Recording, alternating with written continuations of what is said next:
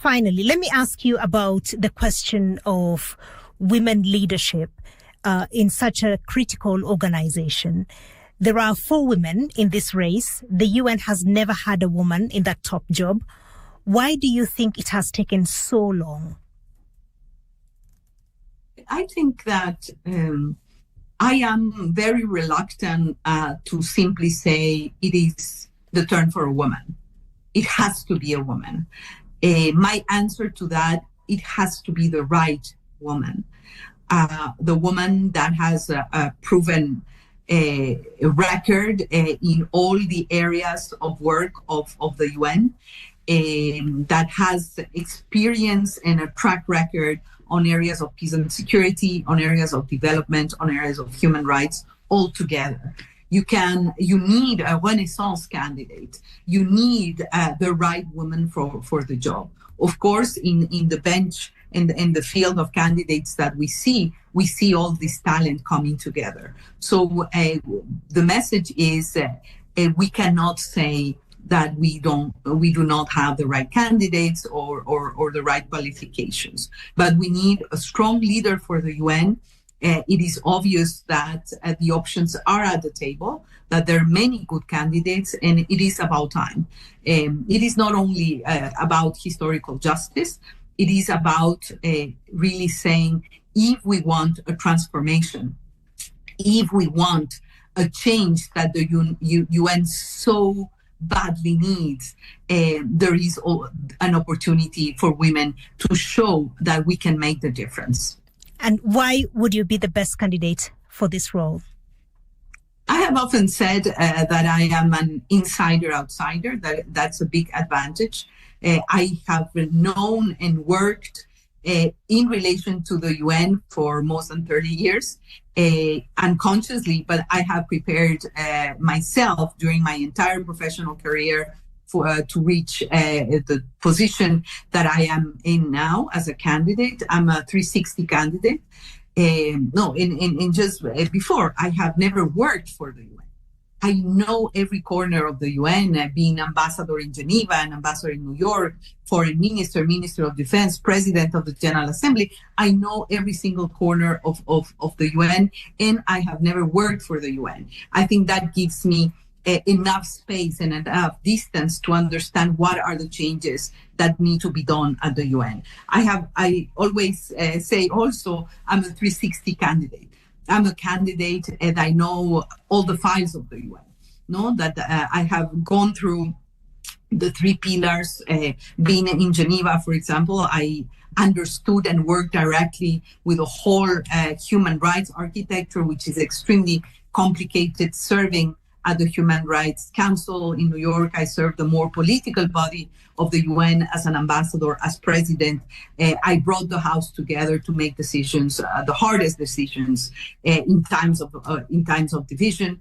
In this 360 perspective of the UN also equips me to make sure that changes are made, that transformation happens in all fronts of the UN, the way that the organization delivers and honors the first phrase of the UN Charter, serving with the peoples. Many thanks for speaking to us, and we wish you the very best.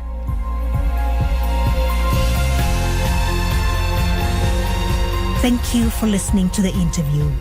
You'll find more in-depth conversations on The Interview wherever you get your BBC podcasts, including a conversation with Russia's nuclear envoy Mikhail Ulyanov, as well as interviews with UNICEF's chief, Catherine Russell, and many others. Until next time, bye for now.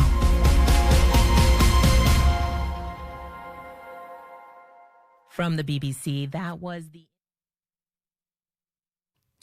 Well, good morning, Manitoba. You're listening to Information Radio here on CBC Radio One. I'm Corey Funk in for Marcy Marcusa. It is Tuesday, August 25th. Hope you're having a lovely day.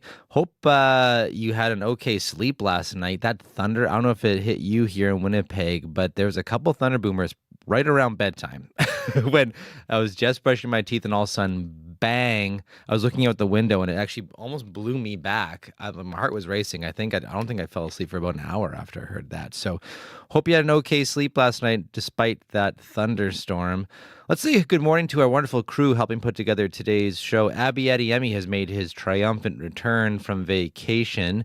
As well, Sierra Sanders is our studio director this morning. She'll be keeping an eye on your commute. And Darren Morash is our YouTube producer this morning. Also, John George behind the glass as well, learning from the great Abby Adeyemi how to work those controls. Well, let's all say hello good this morning to Heather Wells, who's in with a look at news headlines. Hello. Hello there.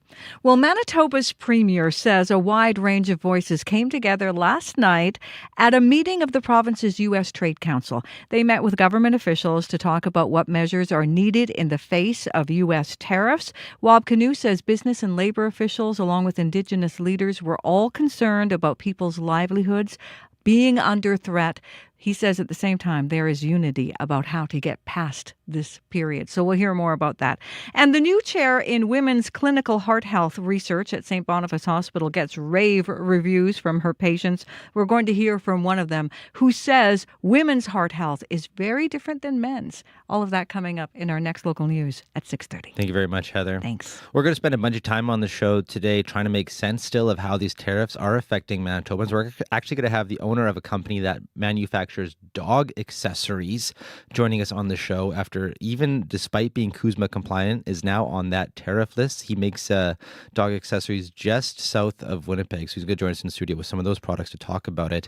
But we are going to take a bit of a break first up on the show to from those tariffs to talk to a bikeista. There's someone biking across the country making coffee for people on his own portable cafe, and he's going to be in studio joining us first up here on Information Radio. Stay tuned.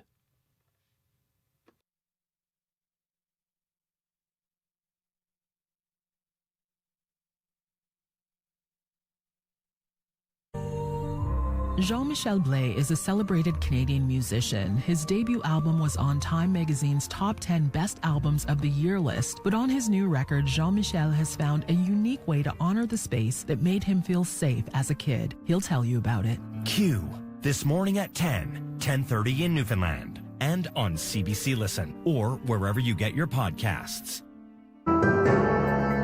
This is World Report. Good morning, I'm Martina Fitzgerald. In just a few hours, federal ministers are set to unveil new details on Canada's trade war with the U.S. That includes more on retaliatory measures set to kick in after Labor Day. The CBC's Rafi Boudjikanian joins us from Ottawa. Rafi, what should we be listening for when Prime Minister Mark Carney's ministers speak? Martina, the Prime Minister has sort of been telegraphing what to expect, setting the stage on Monday by explaining this would be a targeted response. Carney had previously said counter tariffs on steel, dairy, and electronics would be part of it. Sources say the products in Canada's crosshairs will be diverse and have readily available Canadian alternatives. We've been hearing calls for tougher measures. Think about Ontario Premier Doug Ford bringing up an electricity surcharge to the U.S. or even cutting off oil and gas, but he's admitted he needs other leaders to back that kind of play.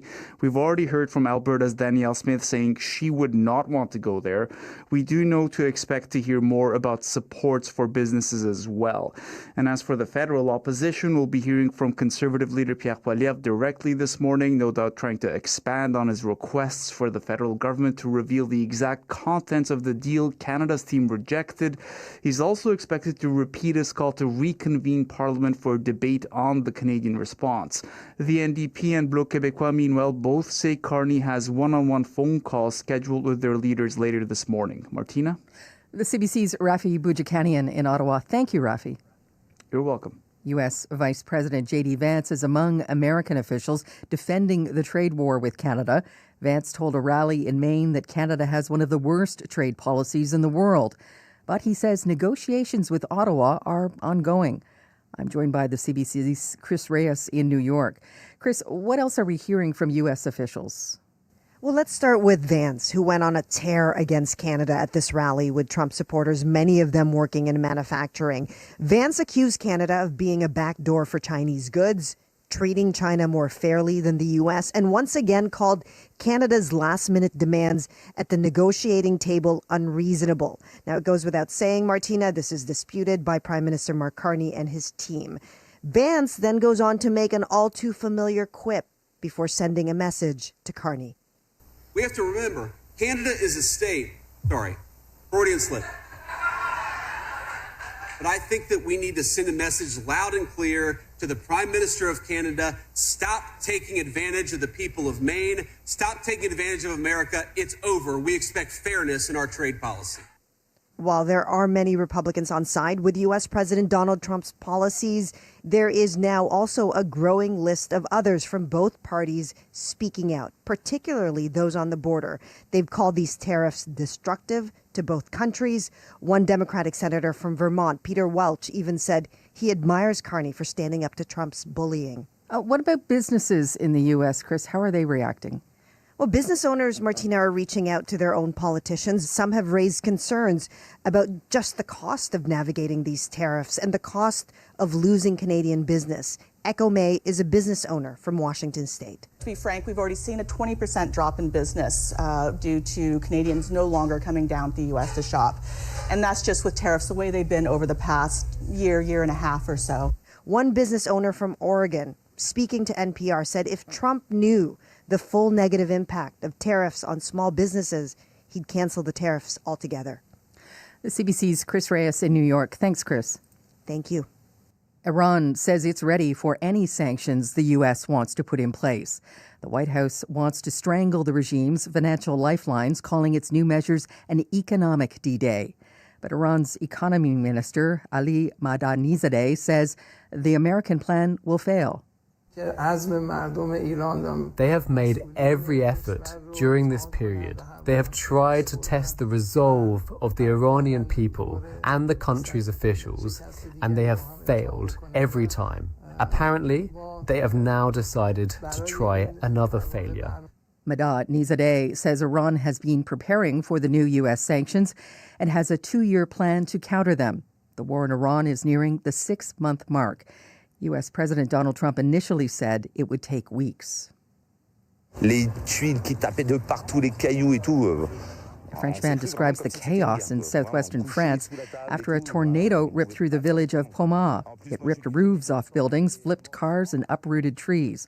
More than 40 people were hurt. Thousands are without power. Experts say the size and strength of this tornado was intense, a rarity for France. The country gets only a few dozen each year. This has been a summer of extreme weather in many parts of Canada, from wildfires to floods. Canadians have seen their homes destroyed, only to be saddled with mountains of paperwork while filing insurance claims. The CBC's Diona Makalinga spoke with industry experts about how homeowners and tenants can be prepared before disaster strikes. It can be a lot to lose your home from wildfires or a flood, and then having to wrap your head around home insurance. So let's talk about that. Unlike car insurances, submitting a claim doesn't mean your home insurance rate will increase. Anne-Marie Thomas from the Insurance Bureau of Canada says, that's a bit of a misconception, sometimes a bit of a myth. They go up if insurance companies see an increase in total insured losses across the country. And that usually happens when we start seeing more and more extreme weather events. If we keep paying claims out of the pot of premiums, we need more money to go back into the pot so we can continue with the claims payouts. But your premium, meaning the payment you make to your insurance company, can go up or down depending on where you live. Not every neighborhood's going to face the same combination of risks. Postal code does matter more than you think. David Mayer, an insurance director at rates.ca, which compares different insurance rates in Canada, says the premiums are based on data from past claims and the weather pattern in your postal area. So if you suspect that your neighborhood is becoming more at risk of floods, wildfires, hailstorms, and other extreme weather events, then it might be a good time to look at your policy for additional coverage that protects you from these specific risks. And not wait until the next storm might hit. Diona Makalinga, CBC News, St. Catharines, Ontario. There is new evidence this morning tying CTE to pro football.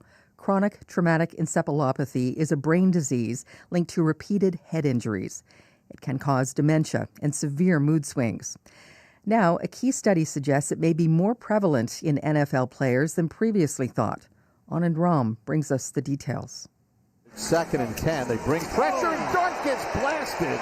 After 23-year-old quarterback Jackson Dart was sacked in this preseason game aired on NBC. He takes a big shot. He had to be checked out for a concussion. That's reality in the NFL, and if you aren't being hit, you're protecting someone else.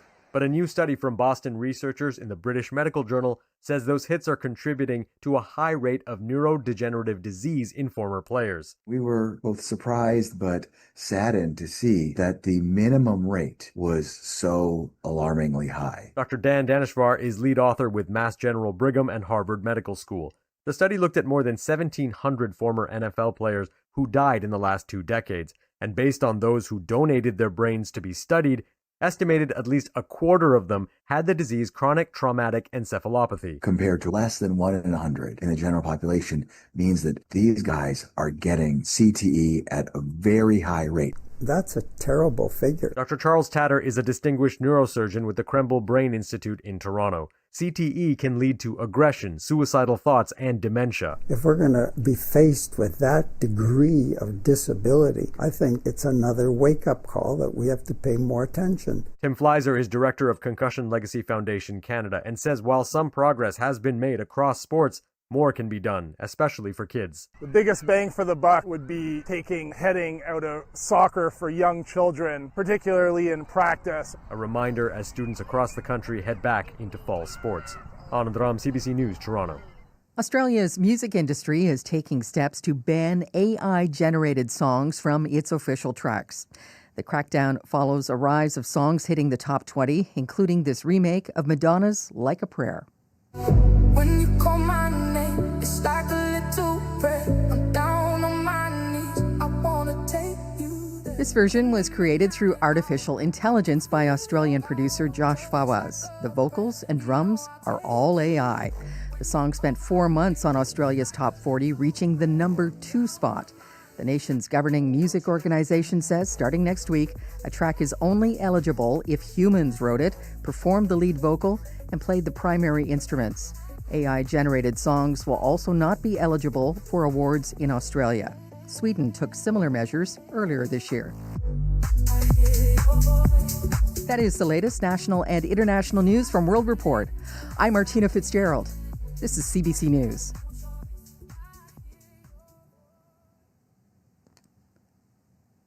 Yeah, but I hit a post. Well, good morning, Manitoba. You're listening to Information Radio here on CBC Radio One, 89.3 FM, 990 AM, and everywhere on the CBC Manitoba YouTube page. I'm Corey Funk, in for Marcy Marcusa. Well, coming up this hour here on Information Radio, we're going to go to Ottawa to check in with a political reporter who's going to give us a closer look at how Donald Trump's trade war is forcing Canadian politicians of all stripes to work on a common goal. We're also going to get an economist's view on Canada's tough road ahead in the tariff war with the U.S. So we're going to start off the show with a bit of a coffee break from all of this tariff talk. We're going to speak to a Canadian who's combined cross-country cycling with coffee making. He's actually joining us in studio. We're just trying to figure out how to get his big old bike that has a cafe built onto it into our studio. He's actually working on it right now. I'm watching it. You're going to want to tune into YouTube to see it. That's coming up right here on Information Radio. Stay tuned. If you hear some clinking and clanking, it's him trying to fit the bike to the studio right now. It's quite the sight. But right now, though, it's 6:11. Let's check in with Heather Wells with a look at news headlines. Good morning. Well, Manitoba's premier says a wide range of voices came together last night at a meeting of the province's U.S. Trade Council. They met with government officials to talk about measures needed in the face of U.S. tariffs. We'll hear some of what was discussed. Also, Manitoba's progressive Conservatives are digging their way out of debt. The party's annual return for 2025 says it finished the year with deficit higher than $500,000, an improvement from the year before. The party's president says part of the improvement was because the deficit that was posted last year was posted before the party sold its old headquarters on Kennedy. That building was sold to Wally Dowdridge, who since has quit the party, and Dowdridge also happened to be the top donor to the PCs last year. More on those stories and others from Manitoba coming up at 6:30. Thank you very much, Heather. Thanks. To add to Sierra Sanders' long list of duties as assigned as studio director, last week I think she had to get a Mars rover into our building here, into the studio, and now we've got a whole portable bike cafe that's squeezed into here as well. So thank you very much, Sierra. And before we get to that story, we do want to check in with the weather, because Abby, I don't know about you, but did you get woken up by that thunder last night? Yes, that was like really, really loud across the city yesterday. So wherever you are, I'm sure you would have heard that roll by. And for today, that will be setting stage. Another cool day ahead. We're expecting some windy conditions coming in from the northwest today. There's a good chance of showers and thunderstorms still going to roll across the province today. Looking at conditions here in the Red River Valley region, we're seeing temperatures between 19 at the Forks and 16 at the airport at this time. Cloudy skies. These cloudy conditions will increase as we get into the morning. We do have that chance of showers and that thunderstorm likely to roll in again today, along with the northwest winds as we approach a high of 22. And similar conditions we're seeing across southern Manitoba. We're seeing temperatures sit between 15 and 18 at this time. Some areas clear, some areas cloudy. Looking at Pembina Valley, Westman, Parkland, Interlake regions, we'll see the clouds roll in. There's a 60 to 30% chance of showers with thunderstorms in most of the regions, with highs close to 24. And if we look into the north, central, and the far north, morning temperatures sitting between 10 and 18 degrees at this time, and we'll see highs close to 25, along with scattered showers and thunderstorms. So this will definitely spread across the province, and some clear conditions from the west, maybe later in the afternoon into the evening. But overall, we're starting with cooler air with stronger northwest winds today, and showers in the forecast. For Winnipeg, a cool start. We are at 19 at this time, warming up to 22 later in the day, Corey. Thank you very much, Abby. Thank you. And Sierra Sanders, who's been very busy this morning, who deserves a bit of a coffee break, is in now with a look at your commute. Hi. I guess I should turn my mic on. Thanks, Corey. Yeah, it's been a little bit of a little good start to the morning. A little bit of heavy lifting to get the morning going. Yeah, it's how I think it should go. So yeah, so far it's been pretty slow out there on your commute. Haven't heard of any major situations or backups as we kick off the Tuesday edition of Information Radio. But I just want to let folks know about a southbound Main Street closure that started yesterday and is actually running until the end of September. So all southbound lanes, the east side sidewalk and the west side sidewalk of Main Street at Fernbank Avenue will be closed for sewer work from August 24th, which was yesterday, until September 30th. A temporary median crossover is in place there, which is providing one northbound and one southbound lane for travel at all times. So a little bit of a closure there. You want to expect delays there on that southbound Main Street closure. And again, that closure runs until September 30th. So a little bit more of a substantial one, but something you want to keep an eye out for if that's on your commute. So if there's anything getting in your way this morning, I would love to hear from you, no matter where you are in the province, no matter how you're getting around. You can give me a call. That CBC commuter line number is 204-788-3093.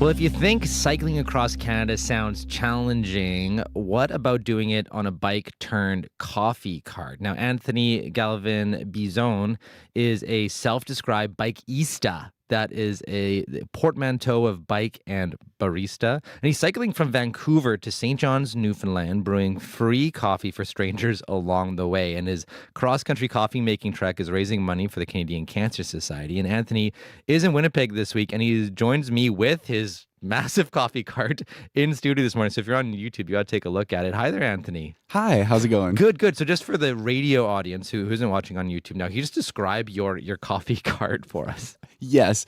So my cart is built on top of a Thule children trailer for bicycle. We stripped the entire tarp and we made custom these panels of wood and all the storage inside to have a fully functional espresso machine. Yeah, you've got actually the all the gear actually out on top of it here. Like it's fancy gear. Like this is stuff looks like you would actually use at a cafe. I mean, I don't want to brag, but it's pretty good coffee. So then tell me now, what gave you the idea to do this bikeista trip across the country? It all started when my father was diagnosed with pancreatic cancer in 2023. He was super active. He's the one who gave me the passion of doing bicycle in the first place. And it really shook the family because he was so healthy. No one saw it coming. And when he passed in 2024, it was really important for me to make sense of it. And before he passed, I told him, I was like, hey, I think I want to cross the country in bicycle and raise funds for cancer research. And I was a barista for a couple of years before going to university, and the two ideas collided, and that's how Bikeista was born. And when you told your dad that was your plan, what was his response? He was quite emotional, and we don't see my bicycle, but he went with me and bought it for this specific travel 2 years later. Wow. And what's that been like as you started in Vancouver, and now you've started making your way, living this dream that you pitched to your dad a while back? How's the journey been from Vancouver to here so far? It's been incredible. It's been amazing. The amount of support, amazing connections.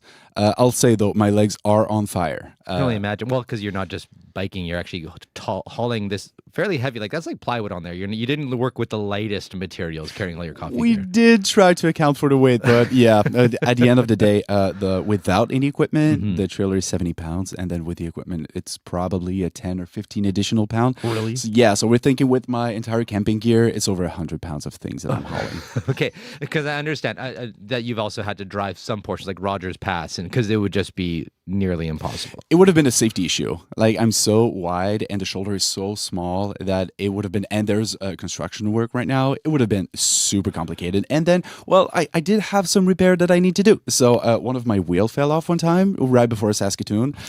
Couldn't cycle without a wheel. So I had to hitchhike a little bit. That's fair. So tell me some of your adventures, especially the people you must have met just serving coffee. How does it work in terms of just, setting things up and people coming to get coffee? Just tell me about how that works. For sure. I try to find one of the busiest areas whenever I'm in a city. And as soon as I set up my trailer, people are immediately curious.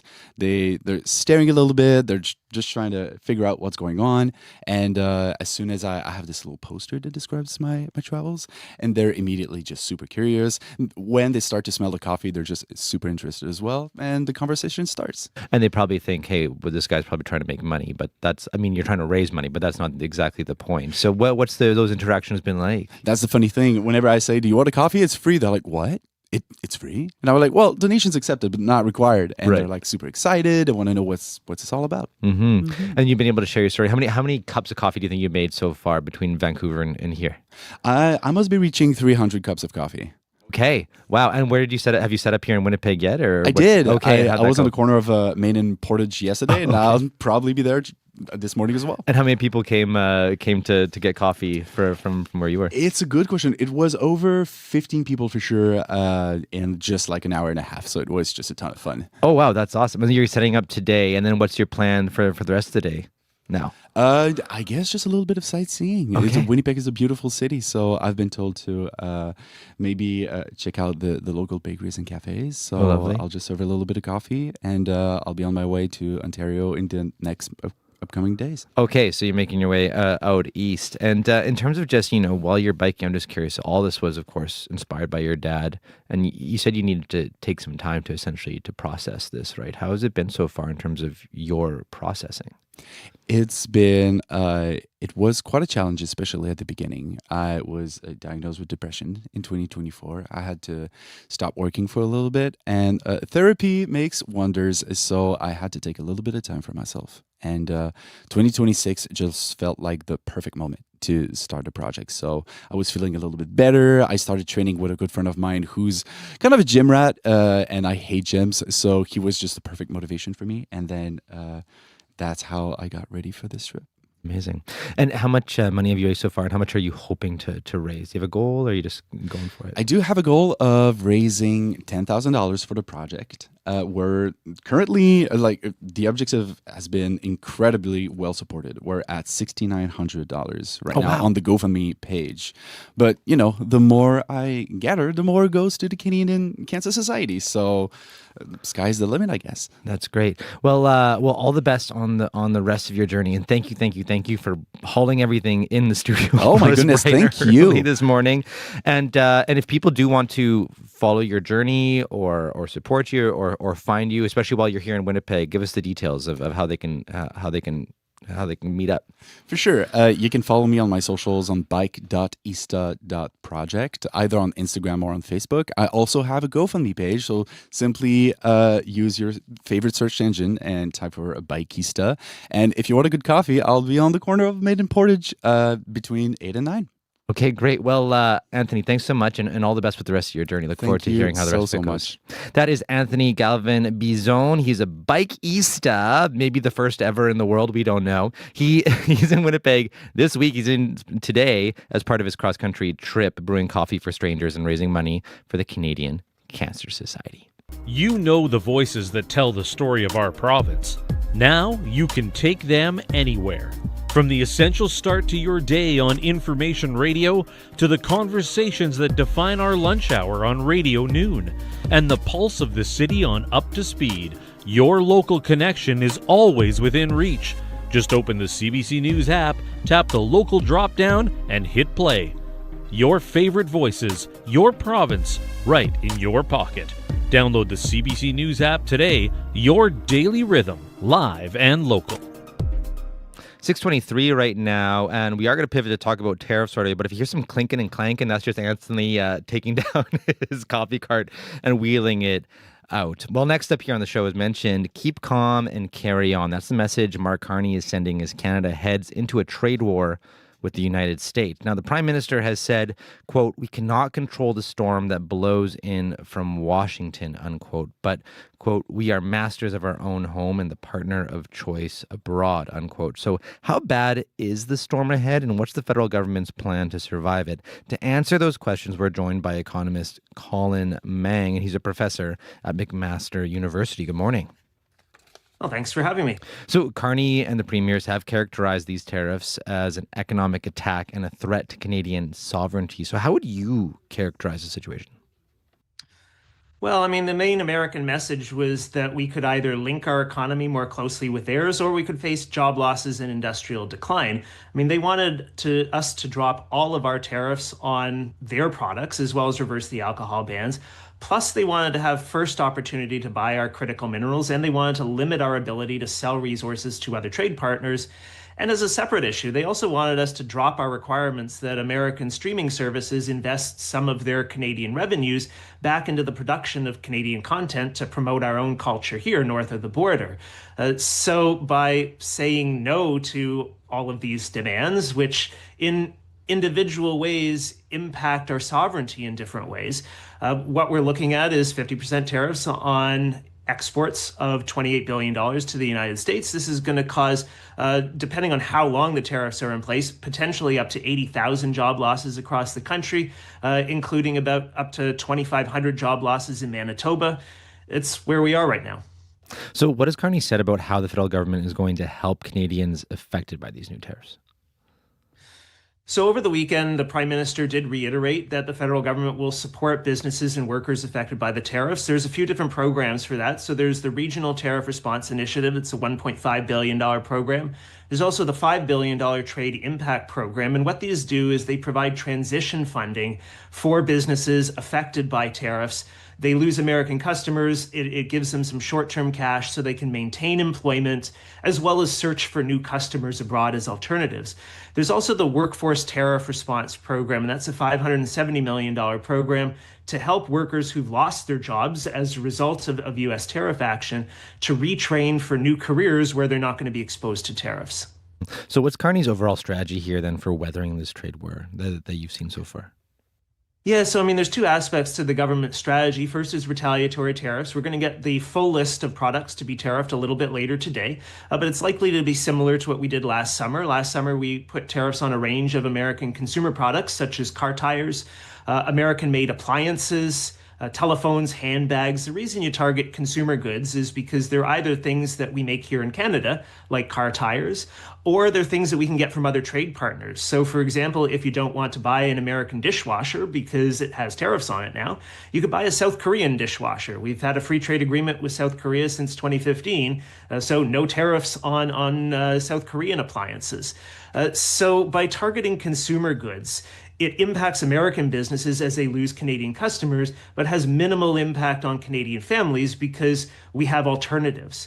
The other aspect is trade diversification. So over the past year and a half, we've seen Canada diversify away from the United States. If you look at the first 6 months of 2026 compared to the first 6 months of 2025, our trade with the European Union is up 13%. Our exports to China are up 31%.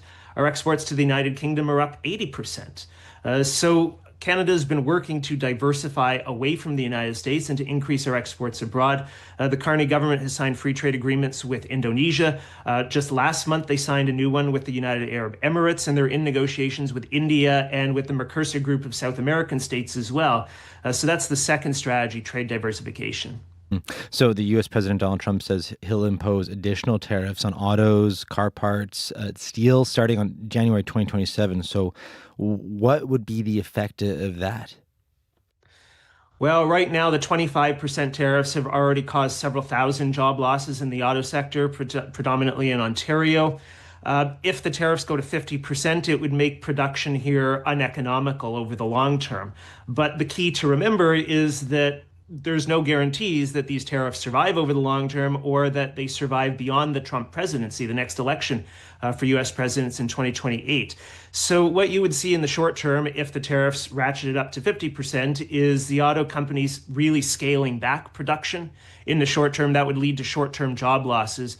But in terms of like exiting the Canadian market, which is something that a lot of people are very concerned about, that's a longer-term decision that the companies would more likely wait and see until after 2028, when they would have a better idea of how long the tariffs might last or if they might go away with a new U.S. president. Now, Ontario Premier Doug Ford has suggested using exports of energy and critical minerals as leverage. Carney said that he's holding back on that for now. How powerful of a tool are those resources, and what are the risks of using that? So last year, we shipped about $160 billion worth of oil, gas, and electricity to the United States. Energy is our single biggest export to them, and it's also something that they can't live without because they don't produce enough for themselves. They need Canadian energy. And yes, some people say that that gives us leverage. But using it as a bargaining chip in the short term could actually have significant long-term consequences. Commercial relationships rely on predictability and trust. And if you start threatening to cut off energy supplies, that sends a message not just to the Americans, but also to other countries around the world that we're trying to diversify towards, that Canada could become an unreliable partner in future. I mean, it's exactly that kind of unreliability, trying to upend longstanding commercial relationships that the United States is doing to us right now, that's making us look to other countries instead. So if we started to do the same thing to them, well, other countries around the world might look at us as being potentially unreliable and less willing to do business with us. So even though there might be some short-term trade advantages to using energy for leverage, the long-term damage to Canada's reputation internationally would just be something that would really damage our long-term prospects, and something we shouldn't do. Well, Colin Mang, thank you for your time this morning. Appreciate it. Yeah, you're welcome. Thanks for having me. Colin Mang is an assistant professor in economics at McMaster University. Time now for your CBC News from Manitoba. This is CBC News. Good morning. I'm Heather Wells in Winnipeg. At 6:31, it is 18 degrees. More clouds are moving back in. A good chance of showers late this morning and this afternoon, maybe even a thunderstorm. Becoming windy and cooler today, a high of 22. Canada's plans for retaliatory tariffs on the United States are set to be unveiled later today. The U.S. introduced a new round of 50% tariffs on Canadian exports over the weekend. And this morning, Donald Trump posts the United States is giving serious consideration to changing the name of Lake Ontario to Lake America. He says it's because the U.S. doesn't expect to be doing much business with Ontario any longer. You can hear more on that coming up on World Report at 7. Well, Manitoba's Premier says a wide range of voices came together last night at a meeting of the Manitoba-U.S. Trade Council. They met with government officials to talk about what measures are needed in the face of those U.S. tariffs. Premier Wab Kinew says business and labor officials were there along with Indigenous leaders. There's obviously a lot of concerns from the business world and from the people who represent workers because people's livelihoods are under threat. But there's a lot of unity and a lot of really constructive comments being made about how do we get through this period, how do we get past Trump. Manitoba is expected to announce supports for businesses in the coming days, but not before Ottawa rolls out its countermeasures later today. Provincial wildlife officials are investigating the death of a polar bear on the Hudson Bay coast. The province says a kayaker shot and killed the bear Friday near the mouth of the Seal River, west of Churchill. Listed as a threatened species, polar bears are protected in Manitoba. University of Saskatchewan professor Doug Clark is an expert in human polar bear encounters. The typical range that a polar bear is shot at is about 2 meters, and that's typically because somebody is woken up by a polar bear in the camp seeking food, and food in that case includes the human inhabitants of the camp. So it's a very, very real risk if you're camping on the coast. Clark says encounters may be becoming more common along the Hudson Bay coast because of changing ice conditions. Manitoba teachers with the same qualifications are about to get paid the same, no matter where they work. In the past, teachers earned different salaries depending on their school division. But this September, that changes for all except the Northern and Francophone school divisions. A harmonized pay grid means most teachers will get the same higher base of pay. Cameron Hosman, an education professor at the University of Manitoba, credits the last collective agreement raising salaries by 12% over 4 years. The latest contract and these subsequent changes with harmonizing the grid have really created a positive situation when it comes to teacher salaries here in the province. And it's made teaching a competitive profession, especially when we look at things people could be doing when they have a 4-year degree, for example. The starting salary for a teacher with an education degree was about $66,000 last fall. Starting this fall, it's just over $70,000. Winnipeg's first and only woman mayor hopes she's not the last. Susan Thompson is concerned no women have signed up to run for mayor of Winnipeg ahead of this October's municipal election. So far, there are 11 mayoral candidates. All are men. Thompson served as the city's mayor from 1992 to 1998. She has a message for women who may be on the fence about running for office. It is extraordinary. And you get the opportunity to put in policies that will make such a difference to the daily lives of people. And then you get the opportunity to help build the future. Municipal elections across Manitoba are set for October 28th. Manitoba's progressive conservatives are digging their way out of debt. The party's annual return for 2025 says it finished the year with $505,000 in deficit. That's an improvement from the year before when the deficit was $689,000. Party President Peter Smith says he expects to pay off the rest by year's end. We've been putting up some good numbers. We're happy with the money coming in. So, and we're not going to leave ourselves in a pickle like we did last time. Smith says the 2025 deficit was posted before the party sold its old headquarters on Kennedy. That building was sold to Wally Dowdrich, who has since quit the party. Dowdrich was also the top donor for the PCs last year. The new chair in women's clinical heart health research at St. Boniface Hospital is getting rave reviews from her patients. Dr. Shelley Zeroth has been a cardiologist at St. B for 2 decades. Jackie Ratz, her patient for almost 10 years, says Zeroth understands how important it is to get people involved right away. Not waiting until the 9th hour, not waiting until later, but she's going to incorporate the patient voice right away. She values it as much as we value giving it. Zeroth and Rats say women's heart health is very different from men's. Zeroth wants to set up a patient and caregiver advisory council, and Rats welcomes that plan. She says the 1,900 women with cardiovascular issues across Canada joined a Facebook group she started because they were desperate for support.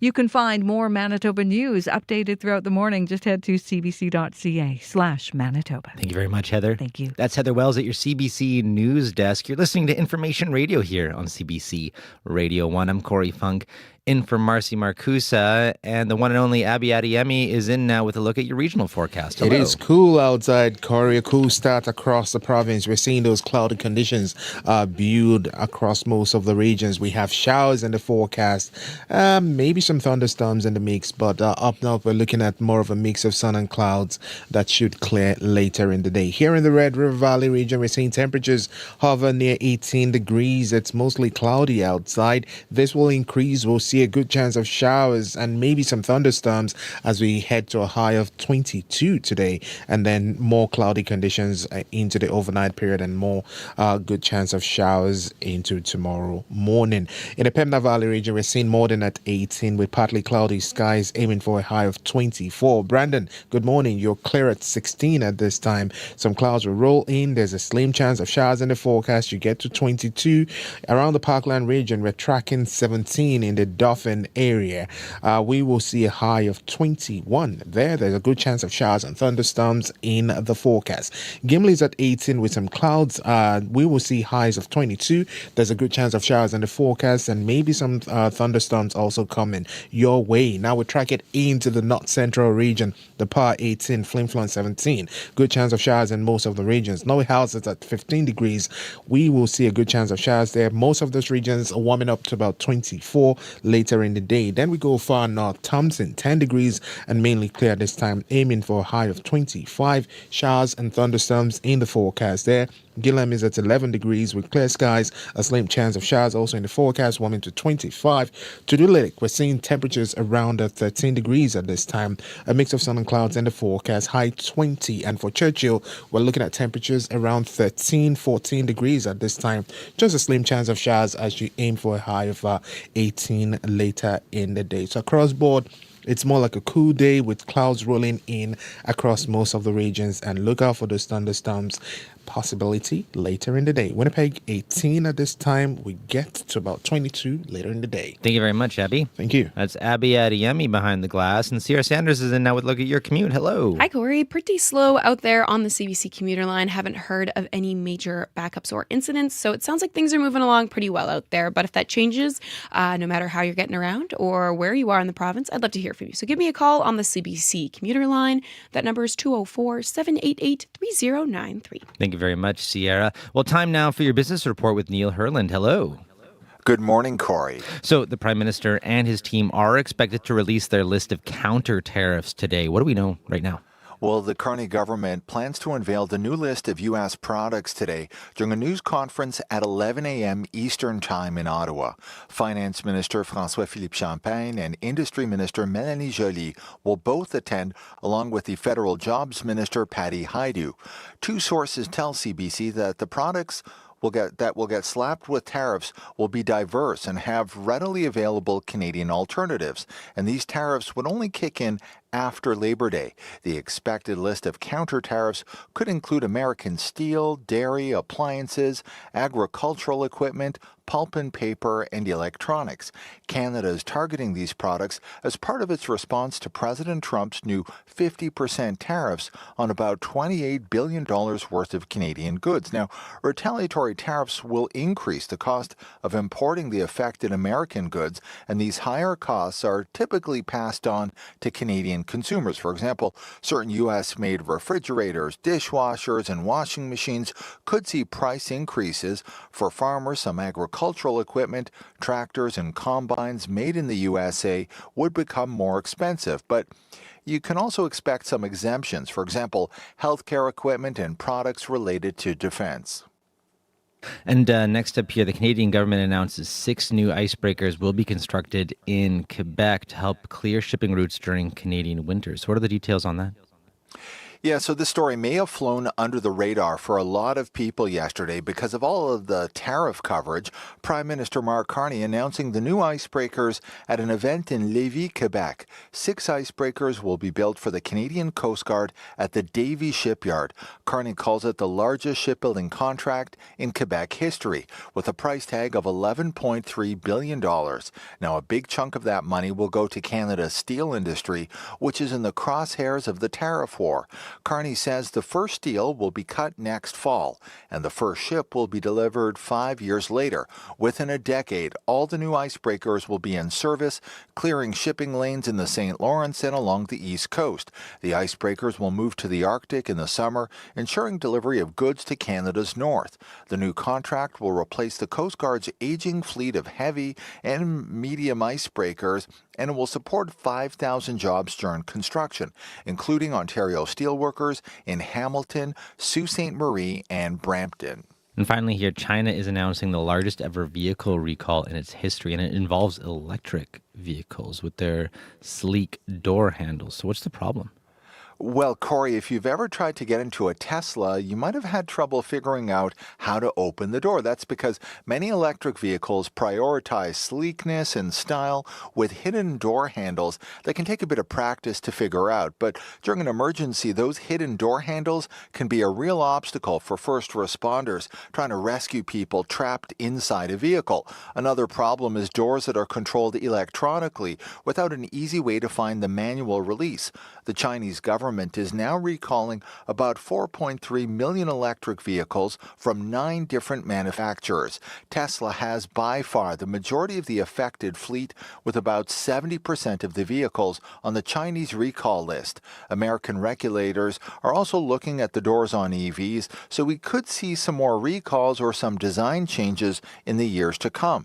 In the meantime, Tesla says it will add warning labels on the vehicles affected and deploy a software update to automatically lower a car's window after a crash or collision. Thank you very much, Neil.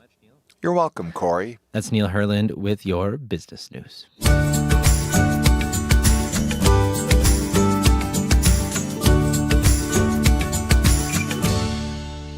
Well, up next here on the show, got time for a little bit of music. It's the most recent single from Winnipeg's own William Prince. The Juno Award-winning singer-songwriter teamed up with American artist Nathaniel Rateliff. Yes, it is possible for a Canadian and American to do something together. This song is called Change.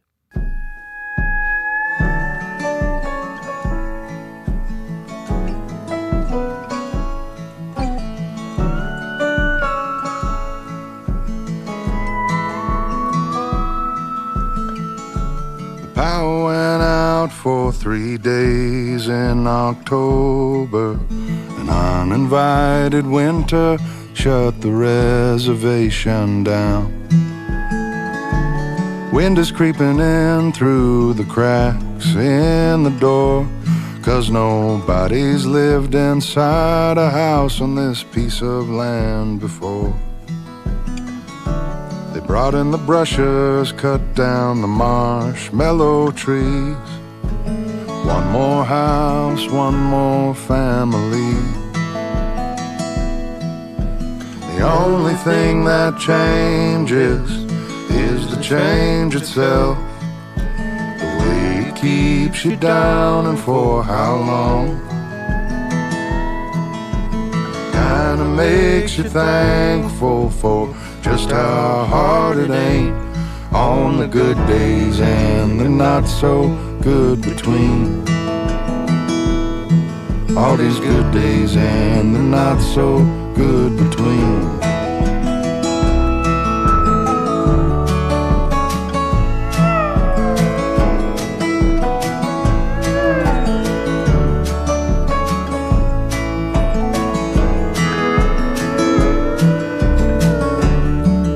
A boy who lived all the days he could.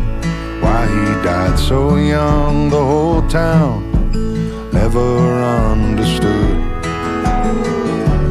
Late on the highway, a trailer with no brake lights stalled. Spared the father, but his only son was gone. We sewed black patches to our jerseys in the fall. Never saw his mother's face again. The only thing that changes is the change itself. The way it keeps you down and for how long. Kinda makes you thankful for just how hard it ain't on the good days and the not so good between. The only thing that changes is the change itself. The way it keeps you down and for how long. Kinda makes you thankful for just how hard it ain't on the good days and the not so good between. All these good days and the not so good between.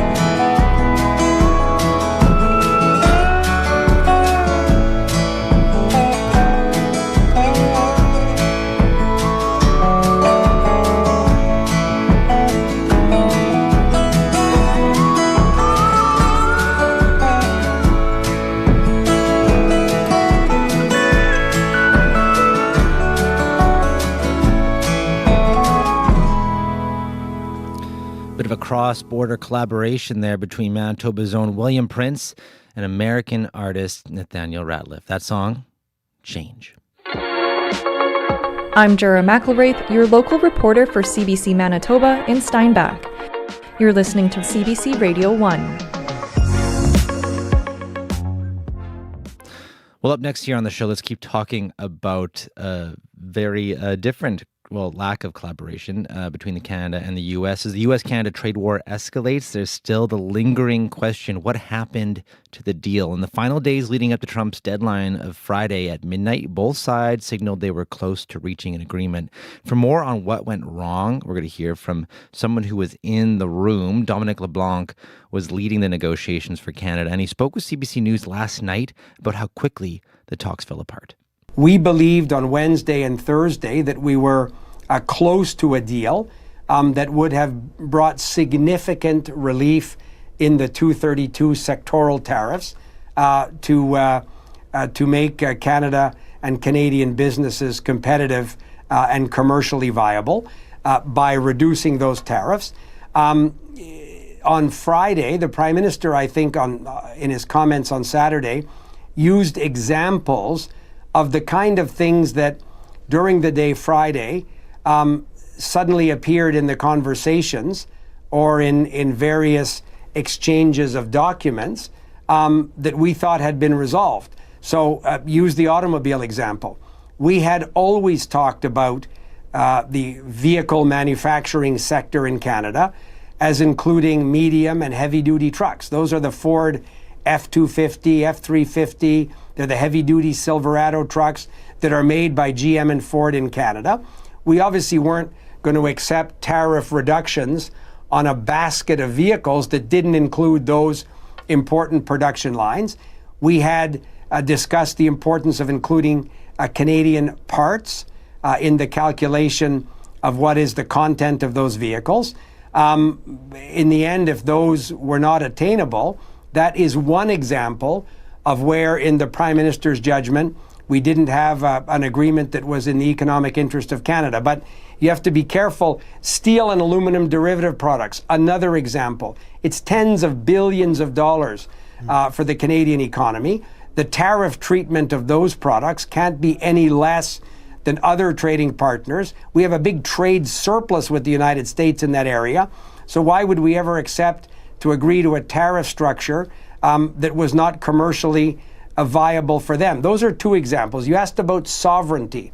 The Americans started discussing at the end Canada's ability to enter into other free trade agreements with other trading partners, a key priority of Mr. Carney and the Canadian government, something we've done a lot of work on, made very considerable progress over the last number of months. So the idea that the United States would have a word to say in the sovereign decision of Canada to enter into a free trade agreement with another reliable trading partner obviously wasn't something that we were prepared to consider. So it was the cumulative total of a series of things that, as I say, started showing up in the conversations at the end that made the Prime Minister conclude, and properly so, that we didn't have in front of us an agreement that was in the economic interest of the whole country. That was Canada-U.S. Trade Minister Dominic LeBlanc speaking with CBC's JP Tasker yesterday evening. Now, Prime Minister Mark Carney says Canada will return to the negotiating table when the U.S. shows the, quote, right attitude, not threatening Canada as a subsidiary of the United States. And the federal government is expected to announce countermeasures and new supports around 10 a.m. Manitoba time today. Well, let's keep talking about the politics of this here at home. Right now, in that trade war, President Trump is returning to his 51st state rhetoric and threatening even more tariffs on steel and the auto sector come 2027. And most recently, a spat between him and Ontario Premier Doug Ford has led President Trump to threaten to change the name of Lake Ontario to Lake America. But the chaos might actually be strengthening Prime Minister Mark Carney's political position as Canadian leaders of all stripes call for unity in the face of economic crisis. And for more on this, we've reached Ryan Tumulty. He's a political reporter with the Toronto Star. Good morning. Good morning. So Carney did paint himself as the man who could get a good deal for Canada. So what does this outcome mean for his brand? You know, ordinarily you'd say it would hurt him, but it doesn't seem to have. You know, most Canadians are happy that the Prime Minister walked away from what they viewed as potentially a bad deal. And they're prepared to support him through this. You know, he's getting support from premiers of all stripes. Some obviously, like Doug Ford, more enthusiastically than others. But all of the premiers seem on board. A lot of business groups seem on board. Certainly, I think, you know, like in all things, what goes up, what can come down in politics. And I think the longer this trade war drags out, the worse it is going to be for the Prime Minister. But for now, he seems to really overwhelmingly have Canadian support on this. I just want to talk recently, because I think this is the most kind of recent development. Ford and Trump have also been trading some barbs. What do you make of the animosity specifically between those two? Yeah, I'll be honest with you, the Lake America thing is something I just came across while we were talking here. You know, I think the two of them are almost, you know, they are not the same politician by any stretch. But they've both gotten a career about, you know, speaking plainly. And I think that's potentially what's going on here. I also think there's a genuine dislike of the president by the premier. That has been clear from the beginning. You know, he has kind of always been the one around the Canadian table pushing for the most aggressive response. He's talked about cutting off electricity and raising the price of oil and all sorts of things that hasn't really come to the fore from anyone else. So, you know, I think this is two politicians being who they are and doing that online as people do in 2026. Pierre Poilievre and the Conservatives want Carney to recall Parliament to discuss the collapsed trade deal. How likely is that to happen? It is not likely to happen. You know, there is no tool that the government needs to respond to this trade war that it doesn't already have. So for right now, there's no need for legislation. Obviously, that can change depending on how things go here. But I don't see the Prime Minister wanting to come back early. The House comes back at the end of September. I don't see him wanting to rush back to the House of Commons with all the structure and the schedule pressure that creates for no particular reason. So I don't think that's going to happen. And we'll just have to wait and see, you know, what happens when the House does come back in late September. And what are we hearing from Conservatives about the stance on retaliatory tariffs in particular, which we're expecting to see today? Yeah, you know, I think the Conservatives are probably going to wait and see what the government actually announces, and they're going to have different views on that. You know, I think, genuinely speaking, that they don't embrace tariffs, but I think in this moment they will. You know, tariffs are taxes, and so that's not something that Conservatives generally endorse. They generally endorse free trade, and certainly that's what Mr. Poilievre has been pushing for. Even though the American side does not seem receptive to the idea of more free trade. yeah, I think you're going to see the Conservatives generally support a strong response because that is where the public is. And finally here, lots of voices for Carney to pay attention to right now. I know he has his own separate trade council, which is helping advise him. But whose voice is the most important right now? Yeah, I mean, listen, it sounds like a democracy ad, but it's the Canadian public. That's who he has to listen to right now. This tariff war is going to hit different provinces unequally, different industries in different ways. But it is going to hit Canadians. It is going to lead to higher prices. It is going to potentially lead to job losses and other problems. It is going to lead to less investment. Deals are not going to happen because this is hanging over the two countries' heads. So, I think Canadians know that. I think Canadians are walking into this with their eyes wide open. But that support will change over time as these impacts actually start to really hit their daily lives. When it gets, that much more expensive to fill up a grocery cart, Canadians might feel differently about this. So we'll have to wait and see how this comes out in the wash. But certainly I think it is going to be a problem that grows over time. Well, we'll certainly have to see what comes of this. Thank you very much, Ryan. Thank you. That's Ryan Tumulty, a political reporter with the Toronto Star. We reached him today in Ottawa. Well, still to come here on Information Radio, representatives of various Manitoba industries met with the Premier yesterday to discuss how they'll respond to the latest U.S. tariffs. We're going to hear how that meeting went coming up. Right now, let's check in with Heather Wells with a look at news headlines. Good morning. Well, yes, more clarity for Manitoba's business and labor communities on where this province is headed in the face of another round of U.S. tariffs. They met last night, the Manitoba U.S. Trade Council, and Manitoba Chambers of Commerce President Chuck Davidson says that meeting was a chance to tell the government how it can help those who are hit hard by tariffs. He says it's going to be important Manitoba not duplicate federal supports. Winnipeg's first and only woman mayor hopes she's not the last. Susan Thompson is concerned no women have signed to run up for mayor ahead of this October's municipal election. We'll have more on that story and much more coming up at 7:30. Thank you very much, Heather. Thanks. That's Heather Wells at your CBC News desk. Still to come here as well on Information Radio, as you may have heard in the news, a kayaker shot and killed a polar bear near the coast of Hudson Bay yesterday. It's a rare occurrence, according to experts. We're going to hear from CBC's Bartley Kivez this next half hour here on Information Radio. Your commute so far going pretty well. We haven't heard of any major issues, but if you do see something going on, you can call our commuter line 204-788-3093. You're listening to Information Radio here on CBC Radio One. I'm Corey Funk, in for Marcy Marcusa. We'll be back after World Report. Stay tuned.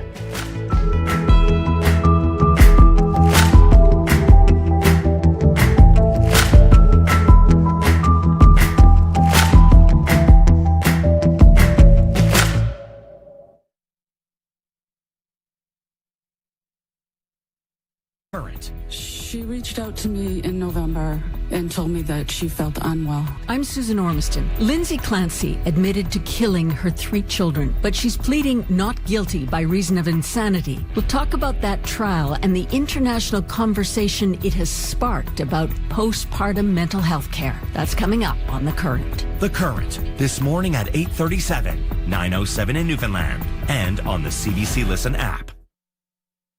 This is World Report. Good morning, I'm Martina Fitzgerald. U.S. President Donald Trump is issuing new threats against Canada. The latest via social media in the ongoing back and forth of barbs between the two nations and their trade war. I'm joined by the CBC's Chris Reyes in New York. Chris, what's the latest? Well, another provocative post from President Donald Trump, who posted on social media this morning. He said the U.S. is seriously considering renaming Lake Ontario to Lake America because they don't plan to do much business with Ontario anymore. This follows some heated exchanges between Trump and Ontario Premier Doug Ford in recent days. Trump is also now disputing Prime Minister Mark Carney's claim that the U.S.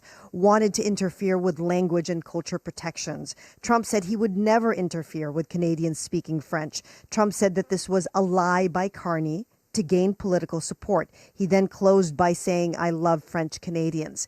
This, Martina, adds to the barrage of attacks coming from the Trump administration. At a rally in Maine last night, Vance said Canada and China are the worst when it comes to trade with the U.S. Vance then goes on to make an all too familiar quip before sending a message to Carney. We have to remember, Canada is a state. Sorry, Freudian slip. But I think that we need to send a message loud and clear to the Prime Minister of Canada. Stop taking advantage of the people of Maine. Stop taking advantage of America. It's over. We expect fairness in our trade policy. Now, despite all that, Martina Vance said negotiations are continuing. Chris, what about business people in the U.S.? How are they reacting? Some have raised concerns about the cost of navigating these tariffs and the cost of losing Canadian business. Echo May is a business owner from Washington State. To be frank, we've already seen a 20% drop in business due to Canadians no longer coming down to the U.S. to shop. And that's just with tariffs the way they've been over the past year and a half or so.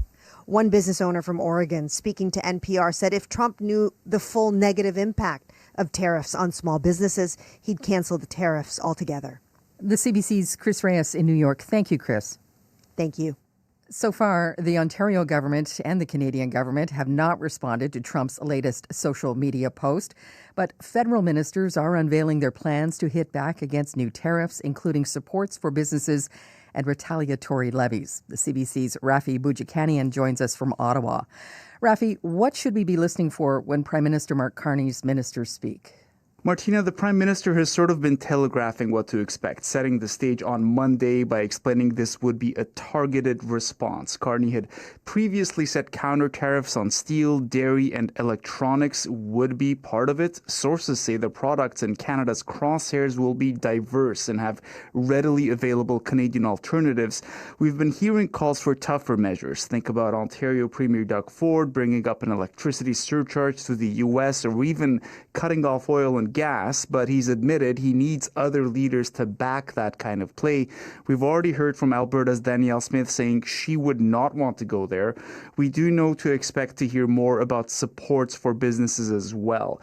And as for the federal opposition, we'll be hearing from Conservative leader Pierre Poilievre directly this morning, no doubt trying to expand on his requests for the federal government to reveal the exact contents of the deal Canada's team rejected. He's also expected to repeat his call to reconvene Parliament for debate on the Canadian response.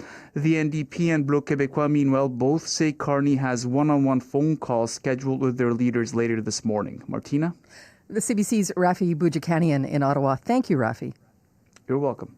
As business owners wait to learn how Ottawa plans to help them stay afloat, one small company in PEI is already feeling a wave of patriotism. Wayne Thibodeau reports. At this Charlottetown store, artisan chocolate is flying off the shelves. Specifically, bars with a replica of the Canadian flag, with names like Go Canada Go, Strong and Free, and Elbows Up. We have seen a resurgence of, I call it the new Elbows Up movement. Tariq Hadhad is the founder and CEO of Peace by Chocolate. His family moved to Canada from Syria after their chocolate factory in Damascus was destroyed in a bombing. Hadhad says traffic to his website skyrocketed this weekend, up almost 500% after trade negotiations between Canada and the U.S. fell apart Saturday. Canadians are looking for ways to support wherever they can and vote by their wallets. It's something the local Chamber of Commerce is seeing too. When you buy local, you keep people employed here in Prince Edward Island. Bianca McGregor is the CEO of the Greater Charlottetown Area Chamber of Commerce. They're reaching out to members now to see what supports they may need. Two of the island's biggest exports, potatoes and lobster, appear to be protected by CUSMA. But McGregor says there is going to be a level or a certain number of small businesses here in Prince Edward Island that will now be affected where they weren't before. Hadhad says one of the most powerful things he's seen over the past 48 hours is Canada's unity and resolve. They can put a tariff on what Canada makes, but they will never be able to put a tariff on what Canada is made of. Wayne Thibodeau, CBC News, Charlottetown. Crews in Nevada are making some progress on the large Hawk wildfire near Reno, but they warn more work needs to be done to keep the flames from reaching neighborhoods in the state's second largest city. Pete Bryant is the Reno Fire Division Chief. This is a 24/7 operation until we can get this thing contained, make it safe for everybody to go back into their neighborhoods, back into the communities, and get back to life as usual. The fire is about 60 square kilometers in size. It's damaged more than 30 homes and structures and forced tens of thousands of people to leave their homes. Les tuiles qui tapaient de partout, les cailloux et tout. Man describes the chaos in southwestern France after a tornado hit the village of Pomar. It ripped roofs off buildings, flipped cars, and uprooted trees. More than 40 people were hurt. Thousands are without power. Experts say the size and strength of this tornado was intense, a rarity for France. The country gets only a few dozen each year. There is new evidence this morning tying CTE to pro football. Chronic traumatic encephalopathy is a brain disease linked to repeated head injuries. Now, a key study suggests it may be more prevalent in NFL players than previously thought. Anand Ram brings us the details. 2nd and 10. They bring pressure and Dart gets blasted. After 23-year-old quarterback Jackson Dart was sacked in this preseason game aired on NBC. He takes a big shot. He had to be checked out for a concussion. That's reality in the NFL, and if you aren't being hit, you're protecting someone else. But a new study from Boston researchers in the British Medical Journal says those hits are contributing to a high rate of neurodegenerative disease in former players. We were both surprised but saddened to see that the minimum rate was so alarmingly high. Dr. Dan Daneshvar is lead author with Mass General Brigham and Harvard Medical School.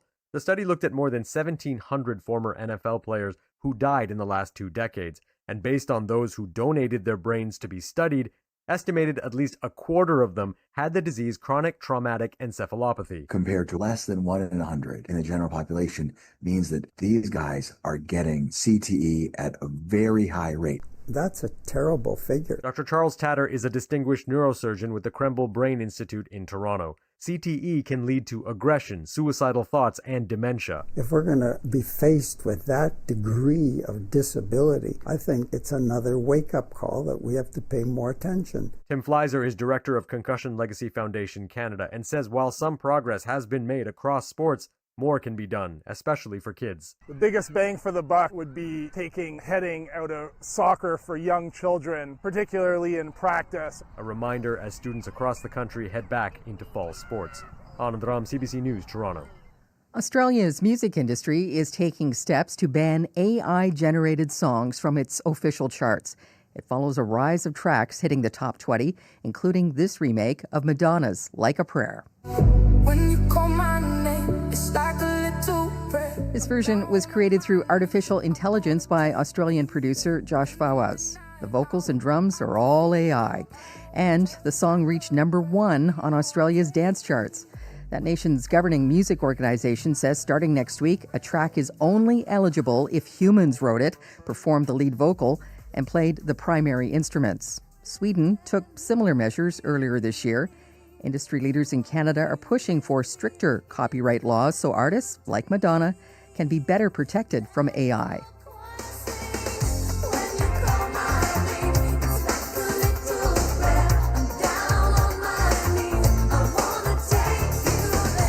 And that is the latest national and international news from World Report.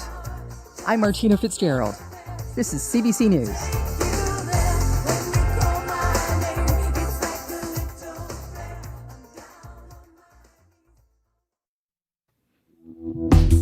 So I'm just supposed to follow Madonna like that? Good morning, Manitoba. You're listening to Information Radio here on CBC Radio One, 89.3 FM, 990 AM, and everywhere on the CBC Manitoba YouTube page.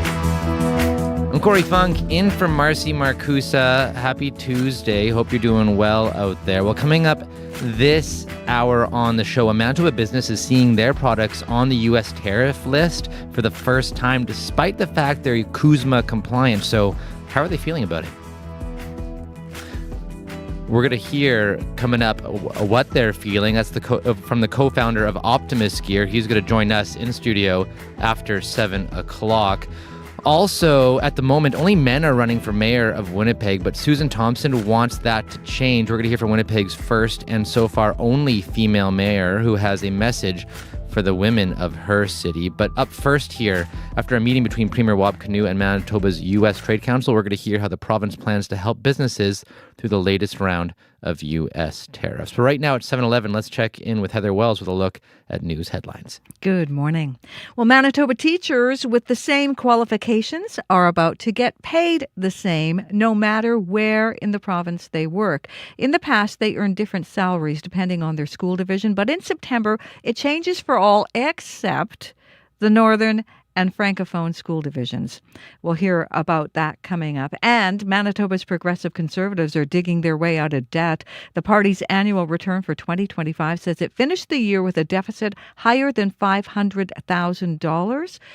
More on that and other news from the province coming up at 7:30. Thank you very much, Heather. You're welcome. That's Heather Wells at your CBC News Desk. Let's check in now with Abby Adeyemi, who's in with a look at your commute. Oh, not your commute, your weather. Hi. Yeah, if you're definitely stepping out, you want to know how you should dress today or just prepare for your day, because we're going to be having more like scattered showers here and there with a few thunderstorms developing as you get into the day. And this is across board. The northern region still staying cooler, more clouds, scattered showers also present there. We will notice breezy conditions from the northwest across the province today. Here in the Red River Valley region, the city, we're seeing temperatures between 16 and 18 degrees depending on where you are.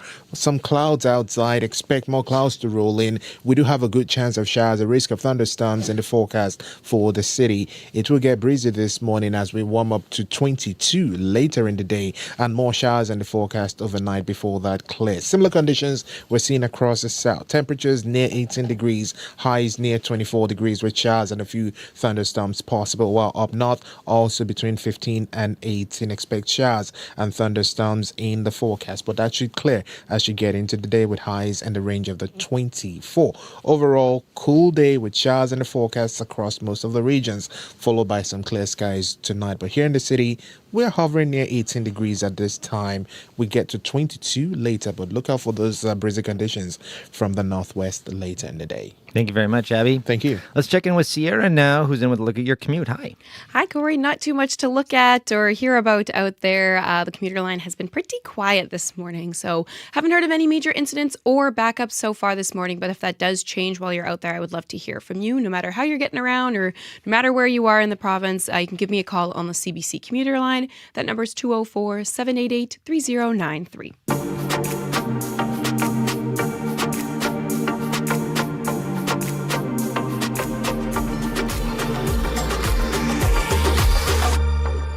Well, 7:13 right now, and Marcy Marcusa on her Facebook page actually just yesterday posted, she asked, "Hey Manitobans, let's talk U.S. tariffs. Are you worried? Why and about what? Will it change how you shop? Will it change your business?" So here's some of the comments that some of you had to say. Constance Pop said, "Buy local, buy Canadian as much as possible in every way. For now, shop at every farmer's market wherever you can. Freeze or can items you buy from your local farmers." Brian Jameson also wrote in. He said, "March 2025, my wife and I were snowbirds, sold our assets in the U.S. and Florida, and moved back to our condo in Manitoba. No regrets whatsoever. We only buy non-U.S. items and have no issues in doing so. We just bought a Kia EV4 from South Korea 3 months ago and really love it. Our many U.S. friends are still on board with us and really envy Canada for the maturity and guidance it shows. Most want to move here." Rosie Goodman also says, "We need to support our producers, push for more greenhouse operations." And Teresa Serafina says, "Buying Canadian, even if I have to spend more or do without, I will not travel to the U.S. or support companies such as Amazon." We're going to get more of your comments on later on the show. You can also call us if you have something to say about how these tariffs have made you think about your relationship to the U.S., what you buy, or if you're a business owner, we'd love to hear from you. We're going to have a business owner who manufactures dog accessories coming up later in the show to talk about how tariffs have impacted them. Give us a call, 204-788-3205. That's 204-788-3205. Well, next up here, Premier Wab Kinew met with the province's U.S. Trade Council last night to discuss how they'll respond to the latest round of tariffs. And the council is made up of representatives from various industries in Manitoba. And CBC's Gavin Axelrod spoke with the Premier shortly after the meeting about how it went. The meeting was really constructive. There's obviously a lot of concerns from the business world and from the people who represent workers because people's livelihoods are under threat. But there's a lot of unity and a lot of really constructive comments being made about how do we get through this period, how do we get past Trump, how do we talk to the American people who are still our friends and support our economy here in Manitoba. What was kind of the scope of which sectors were represented in the meeting today? We pretty much have every sector from every part of the province, including unions, including Indigenous leaders. But we had everybody from people who are right in the crosshairs, like in the steel industry, to people who are maybe just trying to keep their head down and not get noticed and not get targeted by new tariffs. Large employers, people who represent different sized workplaces. So we had a good diversity of opinions. Premier Wab Kinew speaking with CBC's Gavin Axelrod after a meeting with Manitoba's U.S. Trade Council. Chuck Davidson is the president and CEO of the Manitoba Chambers of Commerce and one of the members of that Trade Council. And he spoke with CBC's Gavin Axelrod as he was leaving the meeting. How was the meeting this evening? Look, I think today's meeting was what we expected it to be. We found out from the Premier in terms of what's been going on in the province. We learned a little bit more in terms of what we think the impact is going to be on Manitoba as well, which is good, and some potential next steps in terms of what the province is starting to prepare for, supports for businesses that are going to be impacted by this. So it was good to be able to share from a business concern as well in terms of where we want to see the provincial government play a role, and where the provincial government is going to work with us to make sure that those that are going to be impacted are supported. I guess you don't know how much you can say, but what can maybe businesses be expecting over the next little while? Yeah, look, I think the key for the next is going to be to determine exactly which sectors, which businesses are impacted, and what kind of supports are in place. The federal government's going to come out with a list of supports that they're going to provide tomorrow. So there's no sense in duplicating what's being done as well. So we'll look to see what that looks like. Identify where the gaps are, which industries specific to Manitoba might be impacted, and how we can help do that. And so one of the things that we committed through, whether it's the Chamber of Commerce or the Business Council, is how can we help with that intelligence to understand which businesses are really being impacted and how we can make sure that the support's going to the right businesses and not sort of a broader program. Because I think that's key in these kind of situations, is not to create broad programs that are difficult and hard to manage, but create specific ones that are really address the issues that businesses are dealing with. I don't know if you saw, if they gave you a heads up of what's coming from the federal government, but did you get a look at what they're making the offers? Yeah, look, there's going to be things like various work share programs. Those have been in place already. I would expect to see some things in regards to tax deferrals. There could be some loan programs as well. Those are kind of things that can help businesses support, make sure they've got the dollars to continue to operate. So those are going to be some of the things as well. So what you do then is you identify, okay, where are gaps that might be Manitoba specific? How can we help some of the small businesses that might be more impacted? I think that's what we're going to look at. And at the same time recognizing you don't necessarily need those programs tomorrow, but you're going to need them in the short term if we can't come to a deal sometime within the next month, I would suggest. That's Chuck Davidson. He's the president and CEO of Manitoba Chambers of Commerce.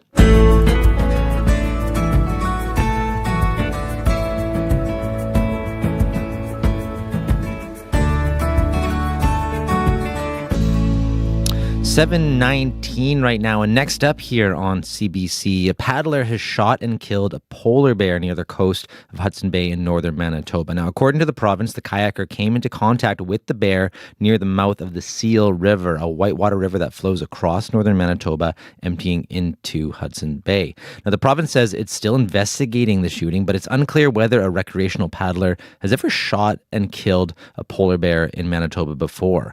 Polar bears are a protected species in Manitoba, where they are listed as threatened, and there's no sanctioned polar bear hunt in the province. Doug Clark is a professor at the University of Saskatchewan who studies polar bear and human interaction in both Canada and Norway, and he spoke with CBC's Barley Kivas, who began by asking him how common it is for a kayaker to kill a polar bear. A recreationist shooting a polar bear is rare in Manitoba, but it is not entirely unusual elsewhere in Canada or even internationally. And I can provide a bit more context there. So in other places like Nunavut or northern Labrador, where there are high volumes of polar bears, recreationists very typically go with a local guide, and that tends to that tends to provide a very high degree of security. I do not recall when the last polar bear was shot by a guide in defense of recreationists, either paddlers, hikers, whomever. It is fairly rare. Paddlers, particularly kayakers, are at risk of interactions with polar bears, particularly when they're camped on shore. And mouth of the Seal River is a fairly popular pickup spot for people who have paddled down the Seal River and would rather go to Churchill on a larger boat rather than take canoes or kayaks down the open coast, which is a very, very exposed and dangerous section of coast for small boats. Talking to your colleagues, have you ever actually heard of you said recreationist, but have you ever heard of a defensive shoot that was at point blank or resulted in the killing of a bear? Yes, it happens every year. And if you look at the incident record in Svalbard, which is what I'm most familiar with, having been immersed in it for the past 2 weeks, the typical range that a polar bear is shot at is about 2 meters, and that's typically because somebody is woken up by a polar bear in the camp seeking food, and food in that case includes the human inhabitants of the camp. So it's a very, very real risk if you're camping on the coast, and if you're paddling in a lot of areas of the Arctic, particularly including Western Hudson Bay, it is a very real risk there. Everybody wants to avoid having to kill a polar bear. But the common denominator in fatal polar bear attacks on people over the past 30-odd years in both Svalbard and in Western Hudson Bay, and I'm speaking here about Nunavut, not Manitoba. It's been a long time since there's been a fatality in Manitoba. But the common denominator is lack of a suitable firearm. And so a combination of deterrence and a firearm is the by far the recommended combination in polar bear country in both countries. That's Doug Clark, a professor at the University of Saskatchewan. Garrett Fash is a Winnipeg canoe guide who's paddled to Hudson's Bay multiple times, and he told CBC's Bartley Kivez that a shotgun is always packed on trips like this, but not with the intention of ever killing a polar bear.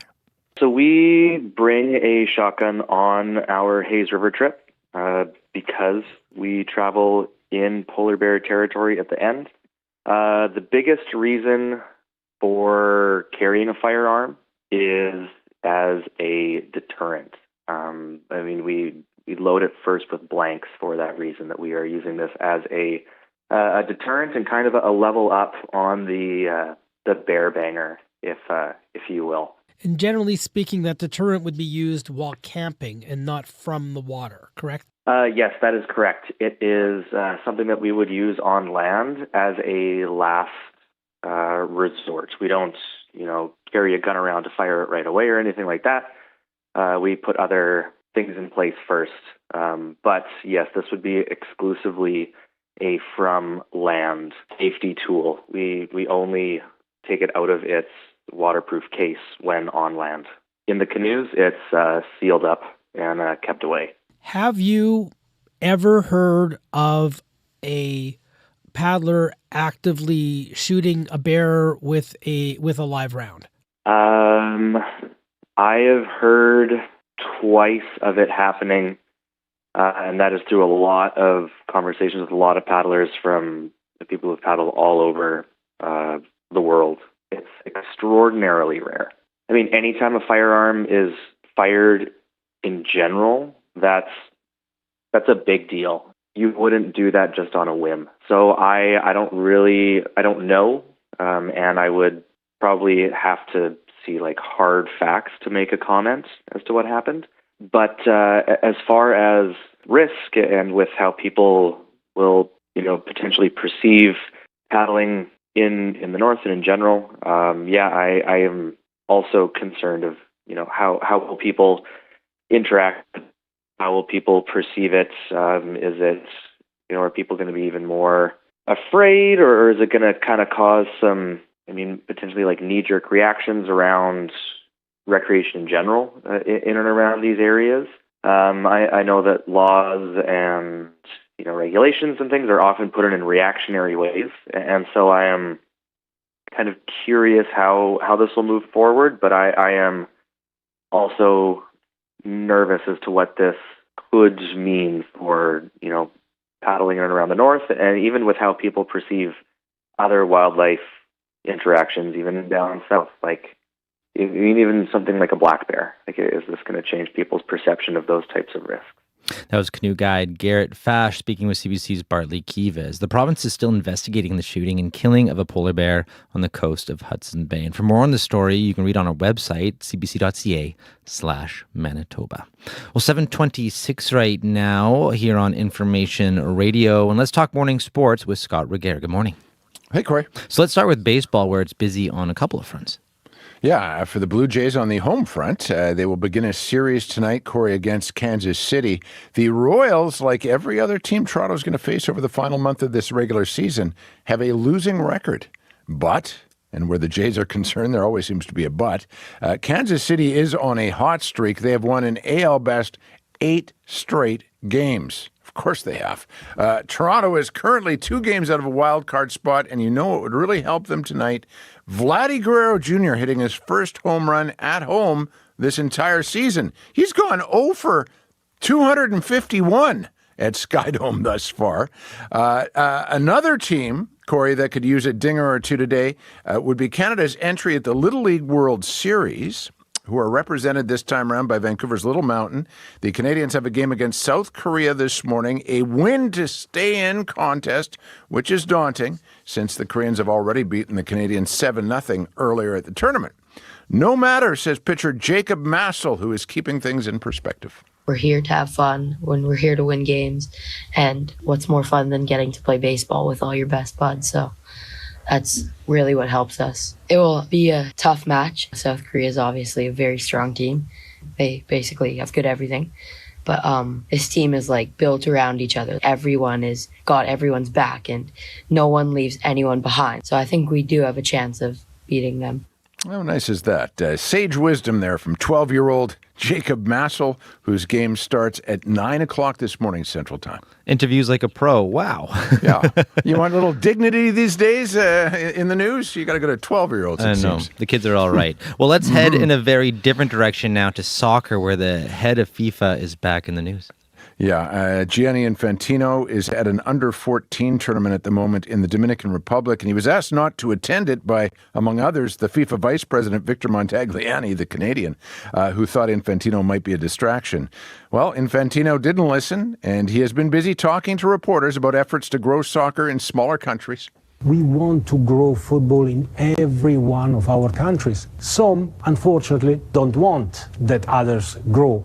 But we need to narrow this gap between the big countries and all the others. This is about finding and giving opportunities and resources to world football. That's what we have been trying to do in the last 10 weeks and what we'll be continuing to do in the next years.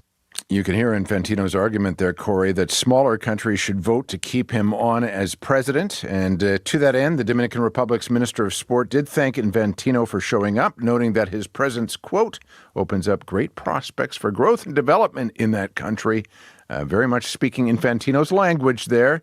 We're in for a very interesting couple of months, several months, I suppose, as he tries to keep his job. Let's finish here with tennis, where there's plenty of Canadian content at the U.S. Open.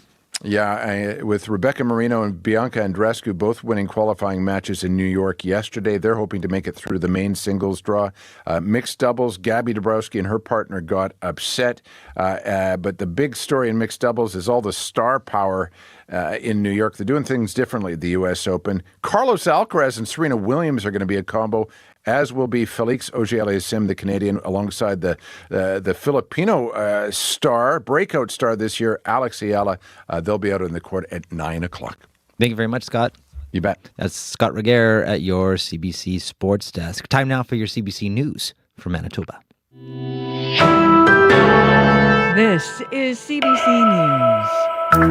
Good morning. I'm Heather Wells in Winnipeg at 7:30. Partly cloudy, 18 degrees right now. We're going to see more clouds move in and a good chance that showers will return late this morning and this afternoon, becoming windy, a high today of 22. More clarity for Manitoba's business and labor communities on where this province is headed in the face of another round of U.S. tariffs. The province's U.S. Trade Council met last night. Manitoba Chambers of Commerce President Chuck Davidson says that meeting was a chance to tell the government how it can help people hit by tariffs. Davidson says it will be important Manitoba not duplicate federal supports. Identify where the gaps are, which industries specific to Manitoba might be impacted, and how we can help do that. And so one of the things that we committed through, whether it's the Chamber of Commerce or the Business Council, is how can we help with that intelligence to understand which businesses are really being impacted. The province is expected to announce supports for businesses soon, but it will wait until Ottawa rolls out its countermeasures, and that is expected later today.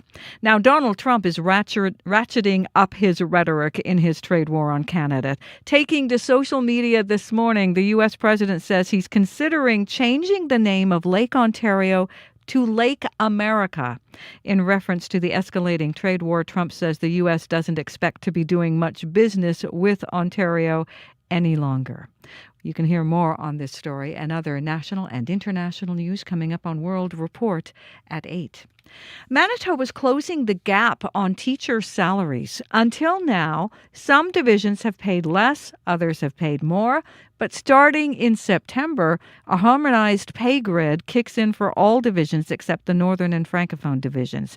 Cameron Hausman, an education professor at the University of Manitoba, says where you teach in Manitoba should not determine how much you earn. Harmonizing the salary grid does add a lot of equity to the system, right? There's no reason why teachers in one division versus another could be making $3,000 up to that level of a different salary. Last fall, the starting salary for a teacher with an education degree came in around $66,000 after health and dental benefits were excluded. Starting next month, the starting salary climbs to above $70,000. Wildlife officials in Manitoba are investigating after a paddler shot and killed a polar bear near the coast of Hudson Bay. It happened Friday near the mouth of the Seal River west of Churchill. A canoe guide says it is common for paddlers in the north to carry firearms as a form of polar bear deterrence. But Garrett Fash at Wild Loon Adventure Company says guns are deployed as a last resort, using blanks at first to make noise. We don't carry a gun around to fire it right away or anything like that. We put other things in place first. We only take it out of its waterproof case when on land. In the canoes, it's sealed up and kept away. As a threatened species, polar bears are protected in Manitoba. Susan Thompson has a message for any women who may be on the fence about running for mayor of Winnipeg. The city's first and only woman mayor served from 1992 to 1998. Thompson notes it has been more than 30 years since a woman was leader.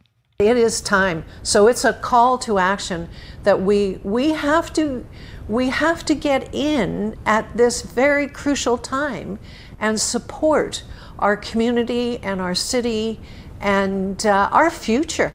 So far, 11 candidates have registered to run for mayor, all men.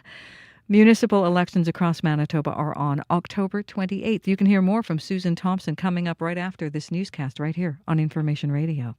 Manitoba's Progressive Conservative Party brought down its deficit in 2025, but it still ended the year in the red and lagged behind the governing New Democrats in fundraising.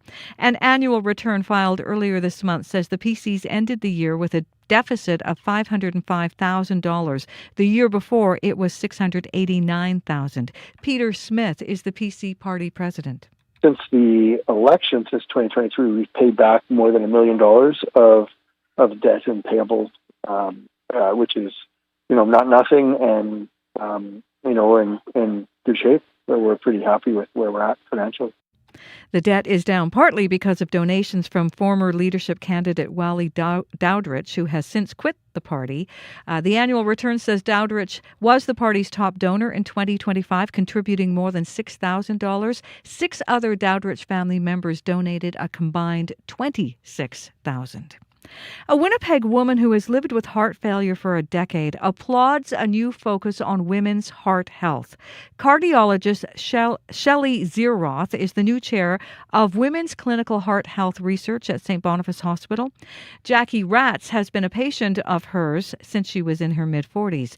Zeroth wants to establish a patient caregiver advisory council. Ratz welcomes that plan. We don't like using the word different because we are 52% of the population. So it's just we need two different care paths, one for men and one for women. And the men's one is very well established. So now we need to start looking at women and not looking at women like small men. Ratz started a Facebook group 7 years ago because she couldn't find any support specifically for women dealing with cardiovascular issues. She says almost 1,900 women across the country have signed on.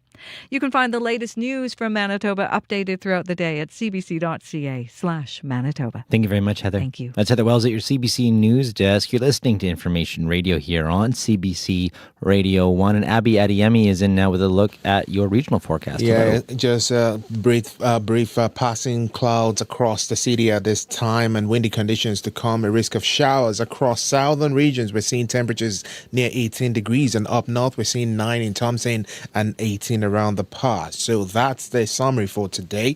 Winnipeg, we warm up to 22. Right now it is 18 degrees. Thank you very much, Abby. If you see anything going on your commute, you can give us a call. Sierra Sanders is standing by to take it. 204-788-3093. Well, next up here on the show, she was fine with being the first, but she's not okay with being the last. In 1992, Susan Thompson was sworn into office as the 40th mayor of Winnipeg and the first woman elected to the job. And Thompson remained mayor until 1998 when she decided not to run for a third term. There hasn't been another woman in that position for almost 30 years. And at the moment, it doesn't look like that will change with the upcoming election. All 11 candidates currently registered to run for mayor are men, but there is still time for people to throw their hat in the ring. And Susan Thompson has a message for the women of Winnipeg, which she shared with CBC's Chloe Friesen. I actually never ever thought it was an issue when I got a calling to run politically. My career was in retail. I had no political ambitions, but I got a calling, and in life you have to listen to your calling, and I did. And but I didn't think that because I was a woman, it should have been an issue. But it turned out to be an issue, and apparently still is. And the fact that our city is over 150 years old, and I'm still the only woman to have become mayor. So we have to change that. And you have what you like to describe as a call to action for women in this city ahead of an election where so far none of the candidates for mayor are women. Correct. We're in a big challenge as a country and as a world these days. What is happening, particularly from the United States, is threatening our economic survival and our very country. So this is an extremely important time. We have phases in history. This is a huge one. And my concern right about now is that as all Canadians, we understand that we have to support our country and our province and our city, but particularly at the political level. So for all the women to understand, we are 50.8% of the population, and there's barely 25% of us at City Hall. And it's been over 30 years since there's been a woman leader, and it is time. So it's a call to action that we have to get in at this very crucial time and support our community and our city and our future. And why is it important to have women in the room making those decisions? Well, let's first of all understand there is a clear difference between men and women, and it's important for women to get in there because we bring a balance. We are collaborators. We believe in partnerships. We have to get the job done. we're so connected to our families that we know if you don't get the job done and you have an unhappy family, everybody turns to mom. But women are definitely a different style, and the style, I believe, is to make a difference, to help build a future, and to get the job done. There's also, as we have seen in the media, we've seen during debates in the House of Commons, and we've seen, you've told us in your experience, it's not always easy for women in politics. There are various barriers. I know for you, you've told us that people didn't want you there most of the time. How do you get beyond some of those barriers and push through that? Well, thank you for the question. What I'd have to say is, I think that's an old model that has to disappear. I think a lot of what is not being, well, it is being discussed because it's the behavior of the various levels of Parliament. Not so much at City Hall. The civic level is the most civilized. But when you see the behavior, I think that is one of the most discouraging. In the past, it used to be about the criticism, etc. But with social media these days, everybody is facing those challenges. I think particularly for women, they want to be able to get in and accomplish something. And I think one of the most disturbing things is the behavior. And that's another reason I think women have to get in, is to change the model. When I first went into politics, I was told, "Oh, Susan, it's a blood sport." And I went, "Oh, gee, come on. I'm not interested in a blood sport." So I worked very hard at sticking to the issues and the goals and the objectives. And I didn't think of, well, I did, because I wouldn't allow bad behavior. I simply wouldn't allow it. But that needs to be addressed more, and it has to come from the majority, which I hope will be women, and change that model of bad behavior, because elected officials are representing you, and you want a sense of pride in your governance. Especially these days, you want to see honesty, integrity, courage, leadership, and you want to see the job done. You don't want to see bad behavior. I think that's a huge factor these days. There's the pushback to the idea that we can't complain that we haven't had more women, especially in the position of mayor, if none of them are running. That's what we're seeing so far this election. There is still time for people to sign up and put their name in. But what's your response to that idea that, well, women aren't running, so I guess they don't want to be in politics? Well, then do your duty as a citizen. You've all been given the privilege of being a Canadian citizen. And if you see somebody that would make a good candidate, you have to encourage them. And heaven only knows, we like to encourage, Winnipeg has wonderful women, but it really does take a village to encourage candidates. So don't complain. Get in there and support and encourage women to take on the challenge. How would you encourage some of Winnipeg's women? Oh, I have. I mean, they never want to pick up the phone, because I do. I phone them or I meet with them and I go, you would be wonderful. And I think sometimes they avoid me at events because I'm going, you're a future mayor. But all you can do is encourage. You have to identify the right qualities. Let me make it quite clear. I want a leader of integrity and honesty and character, compassion, leadership. Right, not just any woman. No. It has to be, and especially in these times. So yes, I'm always watching people and going, you would do a very good job. It's been over 30 years now, I believe, since you were in that position. It has indeed. What are you tired of talking about at this point? Well, I didn't want to go back to the same old women face issues with raising money and having the majority of the challenge of balancing family life. But when you get the honor to serve your city or your province or your country, it is extraordinary. And you get the opportunity to put in policies that will make such a difference to the daily lives of people. And then you get the opportunity to help build the future. It's a rare opportunity that's golden. So September 22nd, Yes. that's the cutoff date. Yes. To register for the election.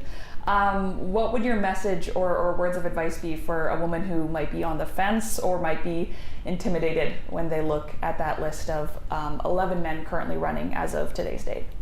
Oh, we'll never be intimidated by men, first of all. Second of all, get in there. You have a chance to make a difference. And that doesn't happen very often in life. Do it. That's Susan Thompson, Winnipeg's 40th mayor. She was elected in 1992, speaking there with CBC Manitoba's Chloe Friesen. The deadline to apply to run for mayor is Tuesday, September 22nd. Manitoba may have a reputation for being cold and flat, but our podcast isn't. I'm Marcy Marcusa, the warmest host on the prairies. Even when my podcast, This is Manitoba, is exploring some challenging issues. I'm never flat when it comes to holding our leaders to account. Some of those interviews have been called spicy. If you care about this province, check out This is Manitoba, with new episodes dropping every Wednesday.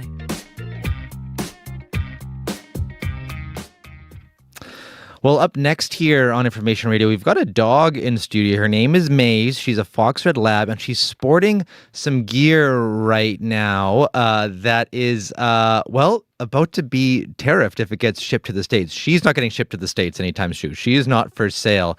But here in studio, we have the owner of Optimus Gear. It's a local company facing tariffs for the first time on their goods. They manufacture and sell dog accessories like leashes and harnesses, which is what Maze is wearing right now. And their factory is in Grand Point. It's a community just south of Winnipeg. And Andrew Churley is the co-founder of Optimus Gear and also Maze's owner. And he joins us now in studio. Hi there. Awesome. Thanks for having me. Well, thanks for coming by and helping understand what the impacts of these tariffs are here in Manitoba. So you said that you felt a bit of panic and pride about these tariffs. So what do you mean by that?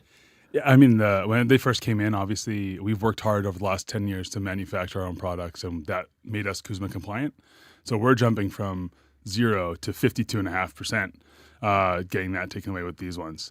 After some resettling and stuff and taking a deep breath in and out, this is going to be a challenging time. We know that. But there's an opportunity to look out into the future and grow that manufacturing and make sure Canada's set to make our own products, whether it be in the dog space or elsewhere.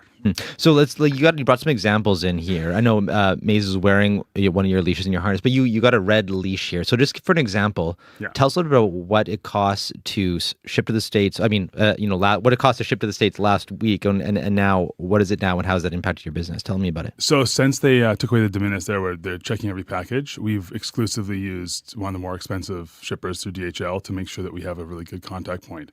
So already we had jumped our shipping from $30 a package to over $60, and that was just to give clarity for our customers to be able to have a place to reach out if things did go wrong.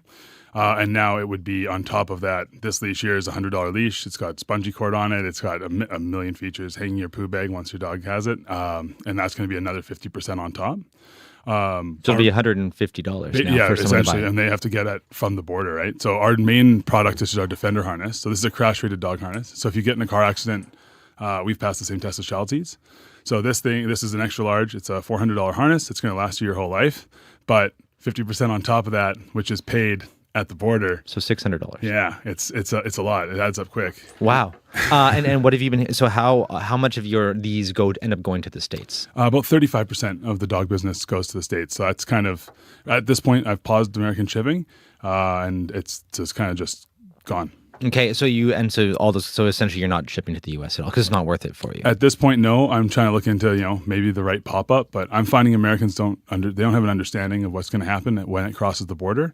And we had a brief experience during the first turnover that cost us thousands of dollars because people were denying the shipments and then canceling the order on their credit card. So we had to pay the tariff to get the harnesses back, or they got burned, and we didn't get the money from the sale. So it's a huge risk. Wow. So what are you hearing from those American customers? Because 35% of your business, like that's a decent amount. How many customers would you say that is roughly? Like how many leashes are you sending across or harnesses? It's several a week when we come down through, especially the peak seasons, because we're very high low. Mm-hmm. But it's funny. We had a couple people already reach out. I made 2 sales to the States that they've reached out as owners saying, we'll pay the tariff. We want to just support.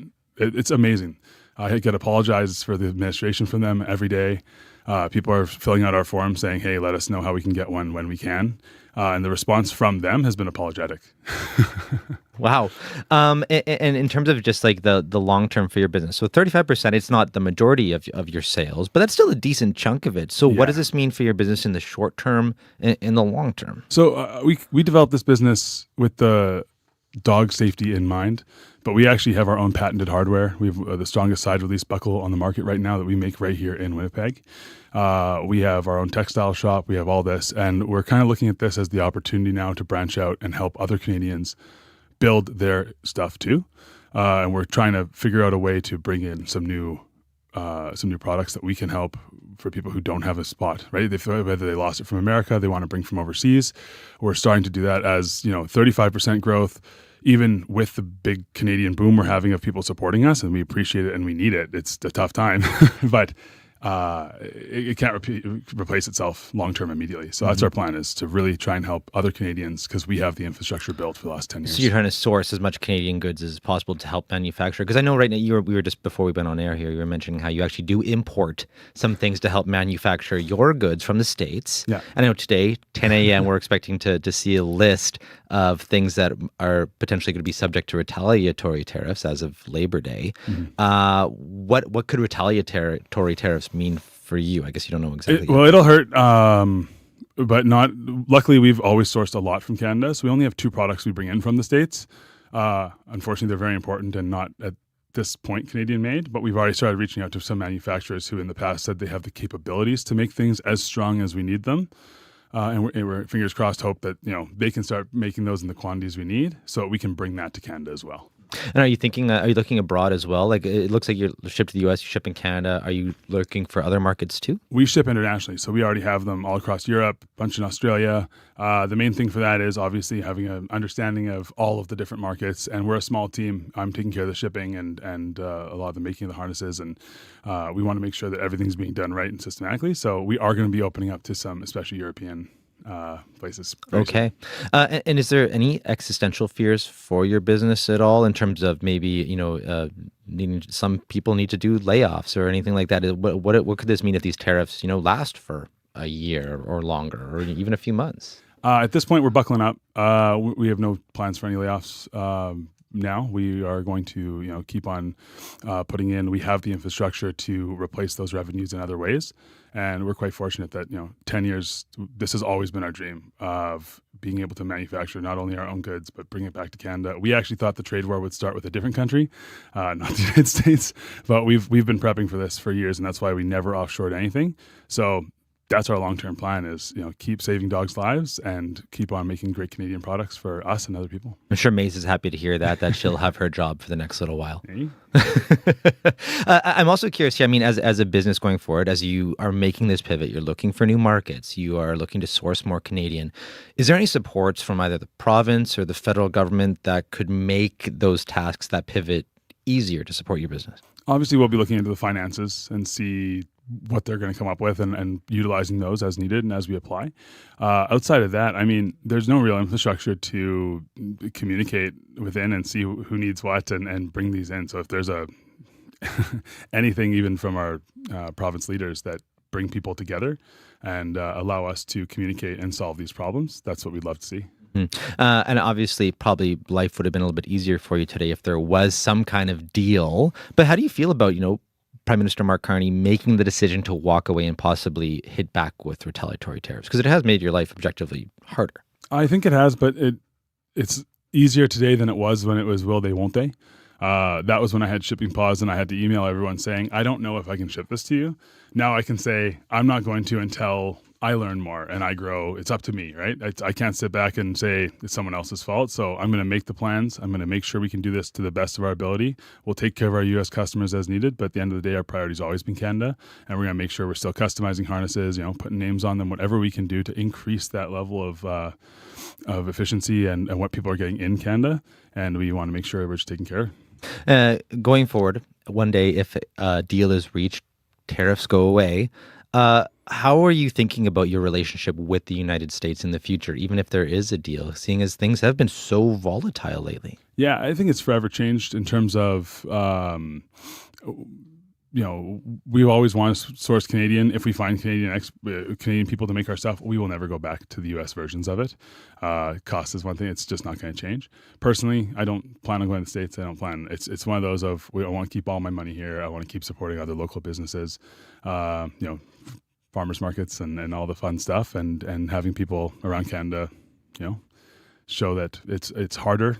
It's harder to buy Canadian at times, or it's slower. It can be more expensive. But if you have the time, you have the money. It's just so important. And what do people need to know if they want to support you in the coming days and weeks? Yeah, check us out. So we're optimusgear.com. If you guys want, there's a harness. I'm actually just about to release a Canadian leash sleeve. So if you want to put your Canadian flag on your leash, it's just a smaller way to support us, as not everyone can get an in-car harness right now. It comes with a little bit of a reward when you get it. Outside of that, just remembering that, small Canadian companies need you right now, and every order is celebrated. We don't take it for granted. And how's Maze been processing all these tariffs so far? She's been handling it very well. Very well. Good. She seems pretty stoic. She hasn't made a sound. She just chills out. She's great. Well, thank you very much, Andrew, for coming in, and thank you, Maze. You're very sweet. Maze is, by the way, if people are able to watch on YouTube right now, she's a beautiful, beautiful fox red lab who has just been the chillest. It's been lovely having her and you in studio. So thank you very much. Yeah, thanks for having me. That is Andrew Churley. He is the owner or the co-founder of Optimus Gear. Well, 7:57 right now. Let's check in with Heather Wells with a look at news headlines. Good morning. Well, the head of Manitoba's biggest export sector says they're trying to navigate the choppy waters of the new U.S. tariffs. This province has a large bioscience sector, researchers, manufacturers, exporters of medicine. The Bioscience Association of Manitoba says it directly and indirectly employs more than 14,000 people and is watching to make sure they can get their medicines to those who need them. So we'll hear more from them. Manitoba teachers with the same qualifications are about to get paid the same, no matter where they work. In the past, they earned different salaries depending on their school division, but in September, that changes for all except the Northern and Francophone school divisions. I'll be back with more Manitoba News at 8:30. Well, speaking of teachers, with back to school around the corner, so too will be the reality of packing lunches. We're going to hear how much the food in your child's lunchbox might cost this fall in Winnipeg. There was a study done to look how much it'll cost to pack a lunch each province. We'll hear how Winnipeg did coming up after World Report. I'm Corey Funk, in for Marcy Marcusa. We'll be back after 8 o'clock. See you then.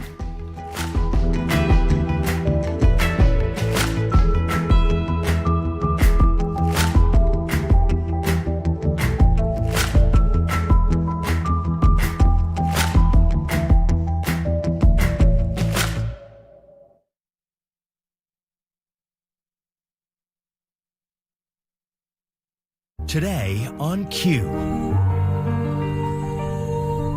Jean-Michel Blais is a celebrated Canadian musician. His debut album was on Time magazine's top 10 best albums of the year list. But on his new record, Jean-Michel has found a unique way to honor the space that made him feel safe as a kid. He'll tell you about it. Q.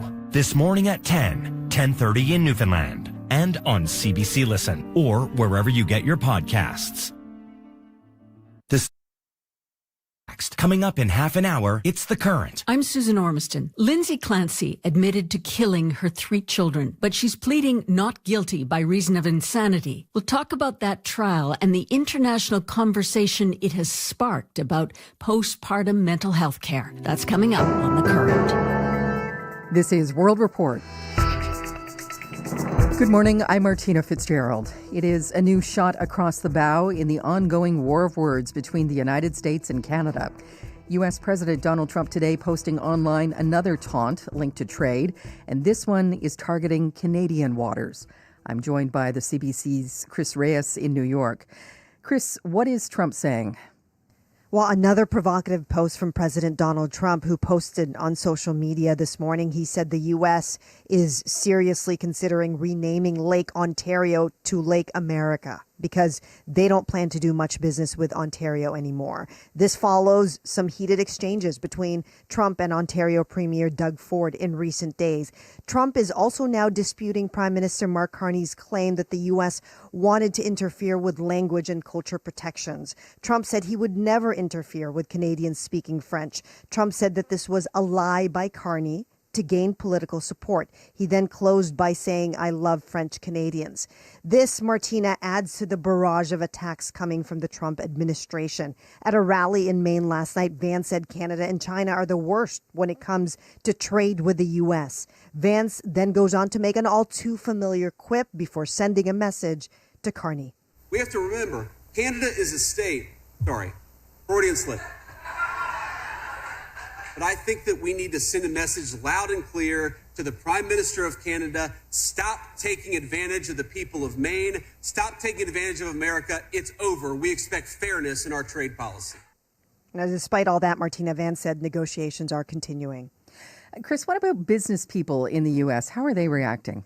Some have raised concerns about the cost of navigating these tariffs and the cost of losing Canadian business. Echo May is a business owner from Washington State. To be frank, we've already seen a 20% drop in business due to Canadians no longer coming down to the U.S. to shop.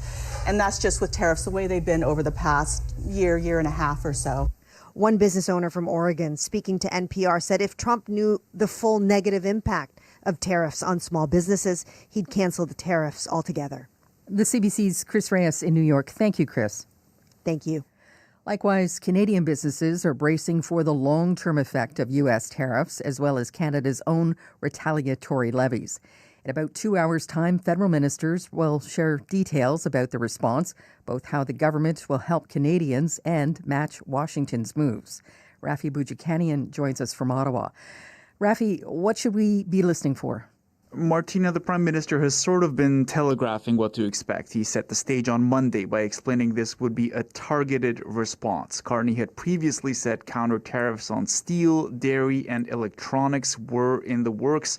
Sources say the products in Canada's crosshairs will be diverse and have readily available Canadian alternatives. We've been hearing calls for tougher measures, of course. Think about Ontario Premier Doug Ford bringing up an electricity surcharge to the U.S. or even cutting off oil and gas. But he's admitted he needs other leaders to back that kind of play. And we've already heard from Alberta's Danielle Smith saying she would not be going there. We also know we'll be hearing about what supports Canada has in store for businesses in these difficult moments.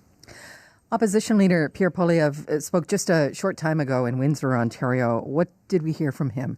So he had questions about how the government's plans would work, which is what you would do as an opposition leader attempting to find room in this conversation where the public is primarily wanting to hear what the people who call the shots have in store.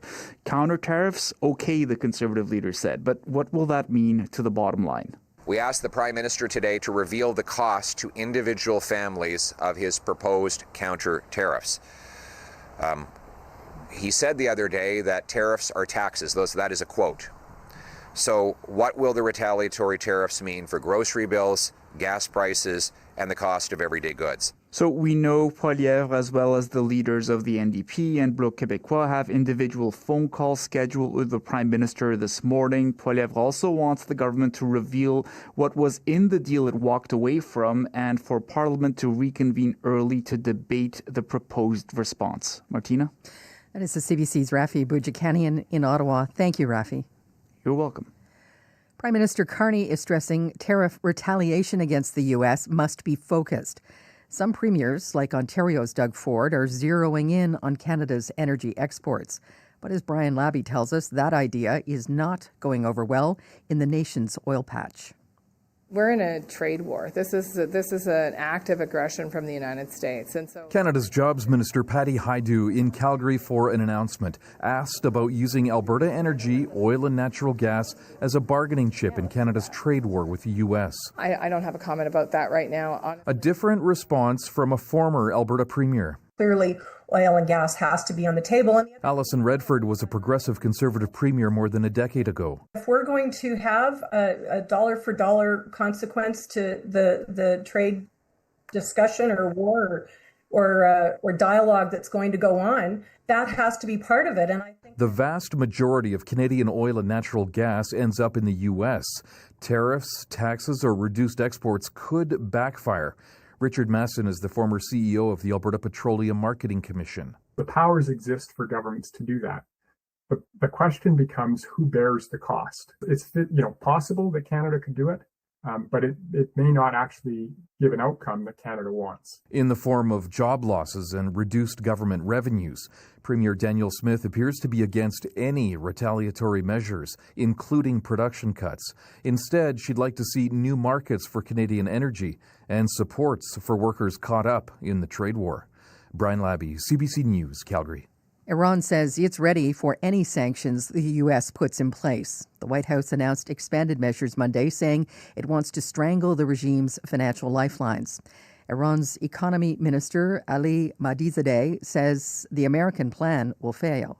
They have made every effort during this period. They have tried to test the resolve of the Iranian people and the country's officials, and they have failed every time. Apparently, they have now decided to try another failure.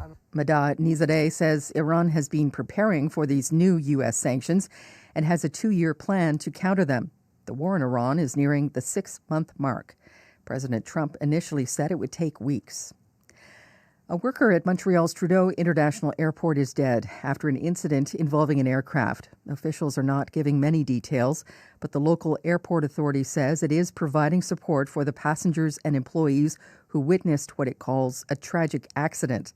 The plane involved is an Airbus 350, part of the French Bee airline fleet based in Paris. The Transportation Safety Board is investigating.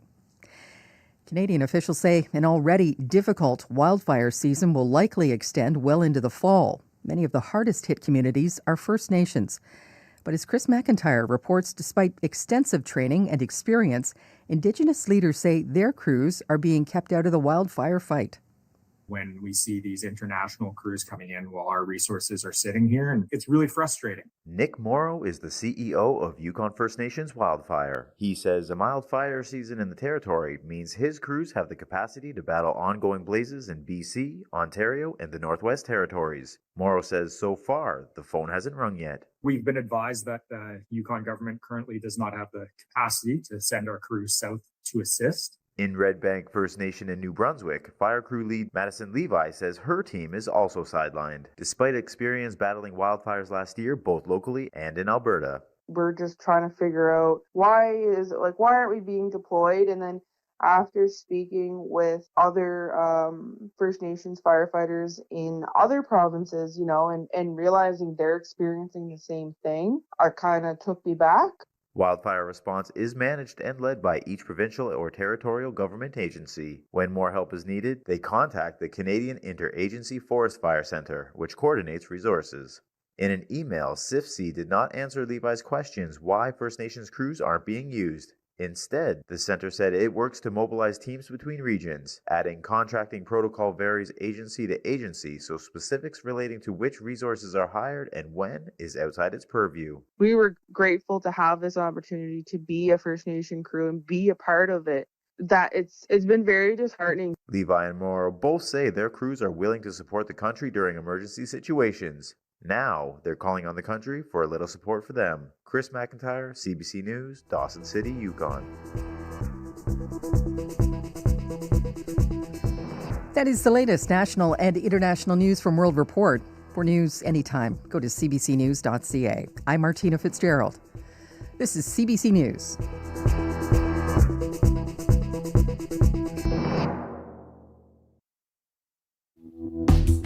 Well, good morning there, Manitoba. You're listening to Information Radio here on CBC Radio One, 89.3 FM, 990 AM, and everywhere on the CBC Manitoba YouTube page. I'm Corey Funk, in for Marcy Marcusa.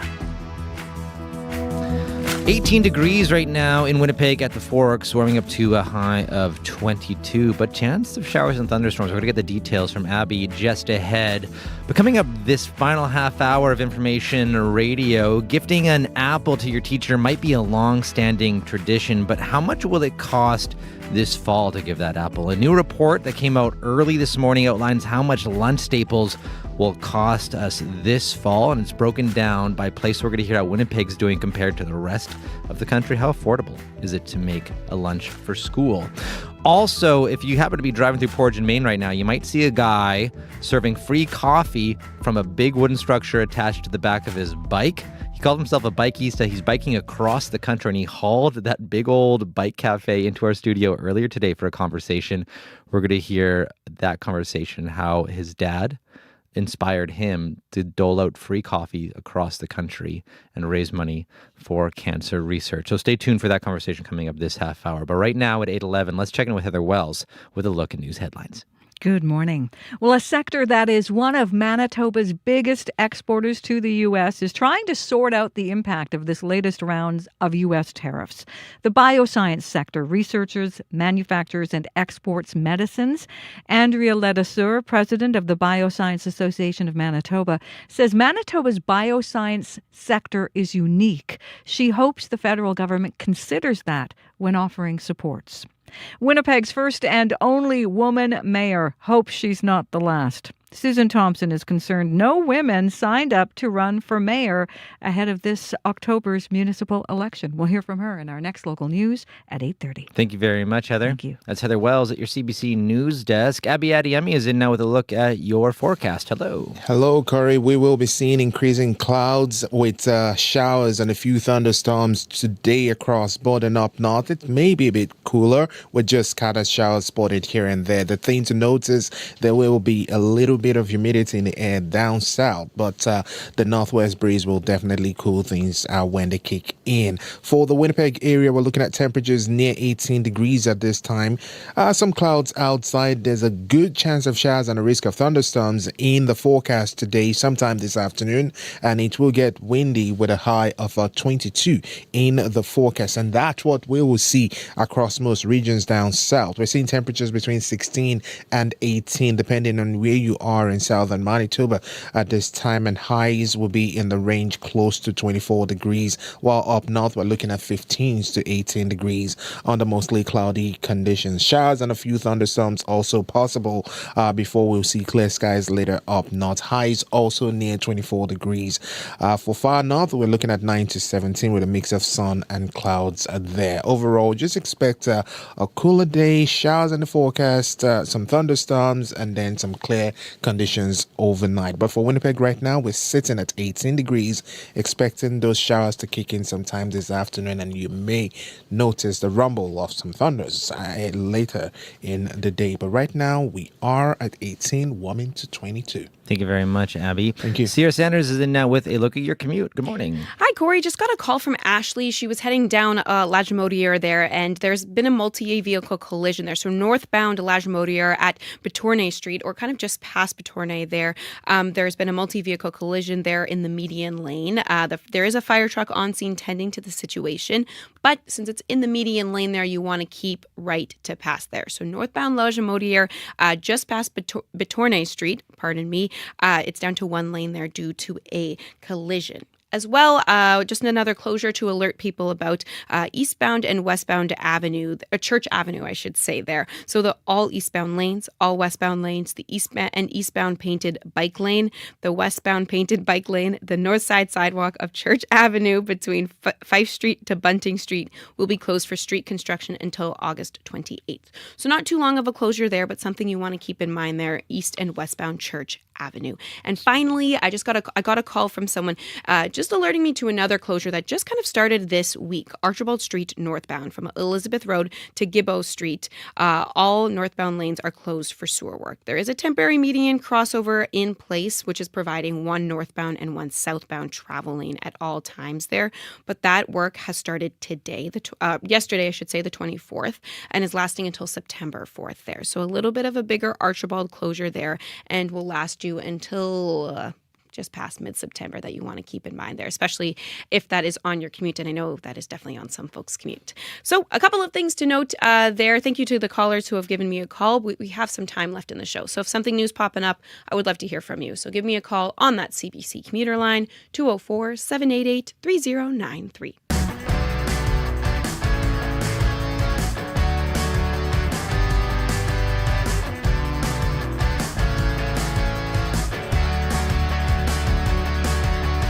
8:15 right now, and next up here on Information Radio, your child's back-to-school shopping list might include pencils, erasers, and binders. But what about groceries? The return to school also means the return of the lunch bag. And a new report published today shares some insight into how much some of the common foods in your child's lunch will cost. Sylvain Charlebois is the director of Dalhousie University's Agri-Food Analytics Lab. Their back-to-school food prices report looked at grocery prices across Canada, includes some Winnipeg specifics. And Sylvain joins us now. Good morning.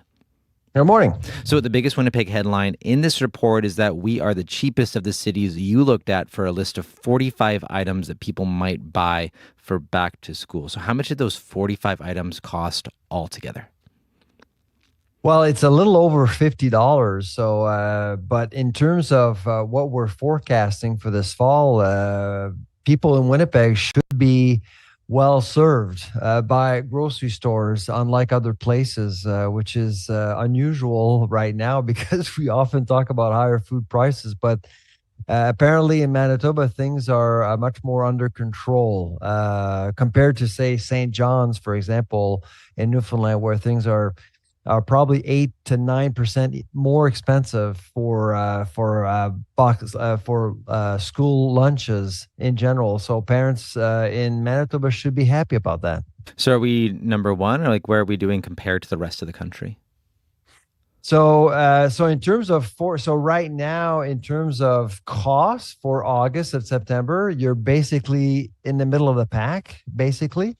But for the fall, if you're looking at the entire fall semester until December, Winnipeg, we're expecting food prices to increase, but not as much as other places around the country. So in general, we are expecting vegetable prices, meat prices to go up, but not as much in Winnipeg.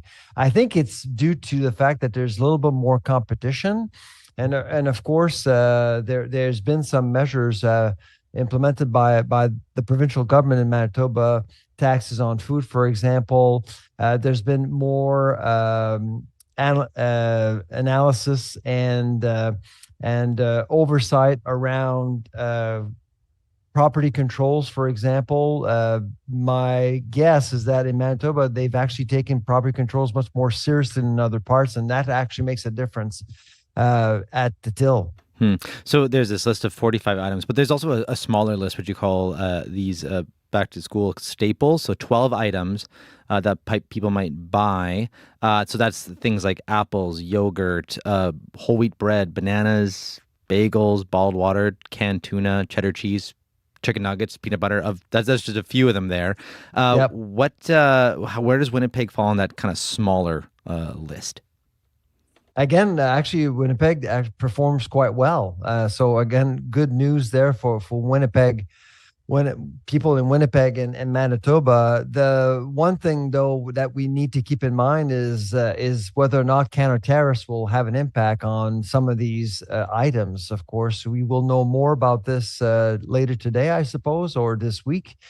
Last year, then Prime Minister Trudeau decided to apply counter tariffs on food coming from the U.S. and we did measure a difference. It actually did increase our food inflation rate between 0.3 to 0.5% as a result. And I'm sure most people in Manitoba would have noticed higher coffee prices.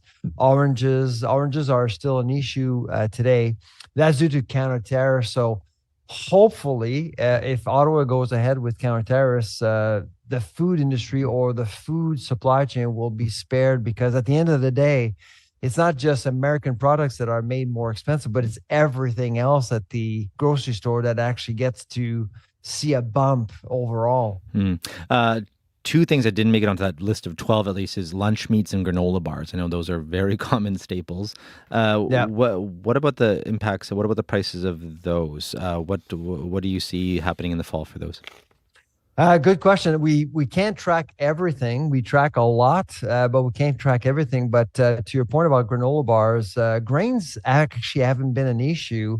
But when you look at the middle of the store, for example, we do expect prices to rise a little bit. So if you're looking for snacks for your kids, for example, we're expecting either that snacks will move sideways, they won't get cheaper, few promotions, but by the time you get to December, we are expecting that center of the store, so canned goods, snacks like granola bars, to be a little bit more expensive, unfortunately.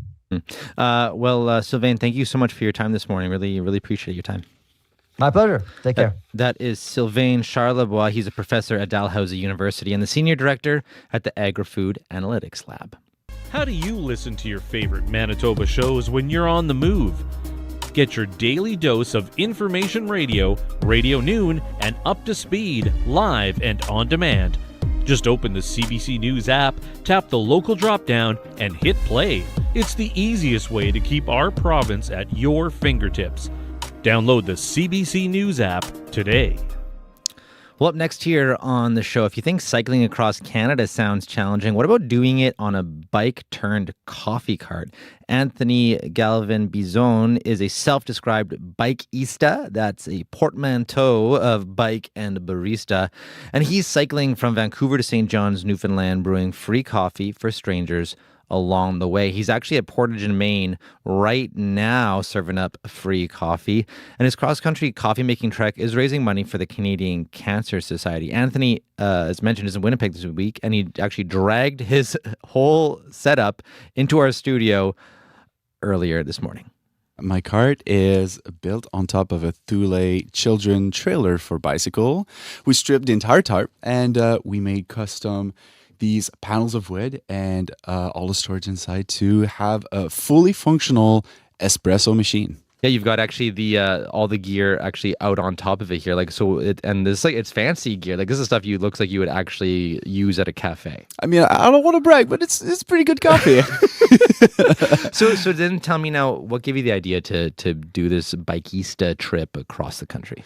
It all started when my father was diagnosed with pancreatic cancer in 2023. He was super active. He's the one who gave me the passion of doing bicycle in the first place. And it really shook the family because he was so healthy. No one saw it coming. And when he passed in 2024, it was really important for me to make sense of it. And before he passed, I told him, I was like, hey, I think I want to cross the country in bicycle and raise funds for cancer research. And I was a barista for a couple of years before going to university, and the two ideas collided, and that's how Bikeista was born. And when you told your dad that was your plan, what was his response? He was quite emotional, and we don't see my bicycle, but he went with me and bought it for this specific travel 2 years later. Wow. And what's that been like as you started in Vancouver, and now you've started making your way, living this dream that you pitched to your dad a while back? How's the journey been from Vancouver to here so far? It's been incredible. It's been amazing. The amount of support, amazing connections. I'll say, though, my legs are on fire. I can only imagine. Well, because you're not just biking, you're actually hauling this fairly heavy, that's like plywood on there. You didn't work with the lightest materials carrying all your coffee We gear. did try to account for the weight, but yeah, at the end of the day, without any equipment, the trailer is 70 pounds, and then with the equipment, it's probably a 10 or 15 additional pound. Really? So we're thinking with my entire camping gear, it's over 100 pounds of things that I'm hauling. Okay, because I understand that you've also had to drive some portions like Rogers Pass, and because it would just be nearly impossible. It would have been a safety issue. Like, I'm so wide and the shoulder is so small that it would have been, and there's construction work right now, it would have been super complicated. And then, well, I did have some repair that I need to do. So one of my wheel fell off one time right before Saskatoon. Couldn't cycle without a wheel. So I had to hitchhike a little bit. That's fair. So tell me some of your adventures, especially the people you must have met just serving coffee. How does it work in terms of just, setting things up and people coming to get coffee? Just tell me about how that works. For sure. I try to find one of the busiest areas whenever I'm in a city. And as soon as I set up my trailer, people are immediately curious. They're staring a little bit. They're just trying to figure out what's going on. And as soon as I have this little poster that describes my travels, and they're immediately just super curious. When they start to smell the coffee, they're just super interested as well. And the conversation starts. And they probably think, hey, well, this guy's probably trying to make money. But you're trying to raise money, but that's not exactly the point. So what's those interactions been like? That's the funny thing. Whenever I say, do you want a coffee? It's free. They're like, what? It's free? And I was like, well, donations accepted, but not required. And they're like super excited and want to know what's this all about. Mm-hmm. Mm-hmm. And you've been able to share your story. How many cups of coffee do you think you've made so far between Vancouver and here? I must be reaching 300 cups of coffee. Okay. Wow. And where did you set up? Have you set up here in Winnipeg yet? I did. Okay. I was on the corner of Main and Portage yesterday, and I'll probably be there this morning as well. And how many people came to get coffee from where you were? It's a good question. It was over 15 people for sure in just like an hour and a half. So it was just a ton of fun. Oh, wow. That's awesome. And you're setting up today. And then what's your plan for the rest of the day now? I guess just a little bit of sightseeing. Okay. Winnipeg is a beautiful city, so I've been told to maybe check out the local bakeries and cafes. So lovely. I'll just serve a little bit of coffee, and I'll be on my way to Ontario in the next upcoming days. Okay, so you're making your way out east. And in terms of just, while you're biking, I'm just curious, all this was, of course, inspired by your dad. And you said you needed to take some time to essentially to process this, right? How has it been so far in terms of your processing? It's been, it was quite a challenge, especially at the beginning. I was diagnosed with depression in 2024. I had to stop working for a little bit, and therapy makes wonders. So I had to take a little bit of time for myself. And 2026 just felt like the perfect moment to start the project. So I was feeling a little bit better. I started training with a good friend of mine who's kind of a gym rat, and I hate gyms. So he was just the perfect motivation for me. And then that's how I got ready for this trip. Amazing. And how much money have you raised so far, and how much are you hoping to raise? Do you have a goal, or are you just going for it? I do have a goal of raising $10,000 for the project. We're currently, the objective has been incredibly well supported. We're at $6,900 right now on the GoFundMe page. But, the more I gather, the more goes to the Canadian Cancer Society. So sky's the limit, I guess. That's great. Well, all the best on the rest of your journey. And thank you for hauling everything in the studio. Oh my goodness, thank you. This morning. And if people do want to follow your journey or support you or find you, especially while you're here in Winnipeg, give us the details of how they can meet up. For sure. You can follow me on my socials on bike.ista.project, either on Instagram or on Facebook. I also have a GoFundMe page, so simply use your favorite search engine and type for Bikeista.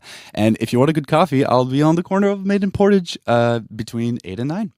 And that's where he is right now. That's my conversation with Anthony Galvin-Bizon. He's at Portage and Maid right now. I spoke with him earlier this morning. He is a Bikeista, and he's in Winnipeg this week as part of his cross-country trip, brewing coffee for strangers and raising money for the Canadian Cancer Society. Well, at 8:28 right now, Marjorie Dowhouse, host of Radio Noon, is in studio to tell us a little bit about the call-in today. Hi. Hi. Well, as we heard on Information Radio this morning, we heard from Winnipeg's first and only female mayor. Mm-hmm. She was talking about how there are no women on the ballot so far. The deadline to register, by the way, if you do want to run in the municipal election, is September 22nd. So we're going to hear from the Association of Manitoba Municipalities, who is encouraging people to put their names on the ballot. But it's not just the ballot. There's a lot of ways to get involved here in democracy. Voter turnout in Winnipeg in 2022, pretty low. 37.5% of eligible voters came out. That's just under 196,000 votes that were cast. So we're talking about what would it take for you to engage in the democratic system. We're not just talking about running here for office. It's a number of things. It's volunteering, attending forums, engaging with the candidates that are running in your neck of the woods, and voting as well, too. So what would it take for you to get involved? Join the conversation coming up at 12:15 this afternoon. Thank you very much, Marge. Thanks, Corey. That is Marjorie Dowhouse, the host of Radio Noon. Well, time now for your CBC News from Manitoba. This is CBC News. Good morning. I'm Heather Wells in Winnipeg at 8:30, partly cloudy and 18. Increasing clouds with a good shot at showers again late this morning and this afternoon, maybe even a thunderstorm. And that strong northwest wind that will develop later this morning is going to keep us cool, a high of 22. The head of Manitoba's biggest export sector says they're trying to navigate the choppy waters of the new U.S. tariffs. This province is unique in the size of its bioscience sector that researches, manufactures, and exports medicine.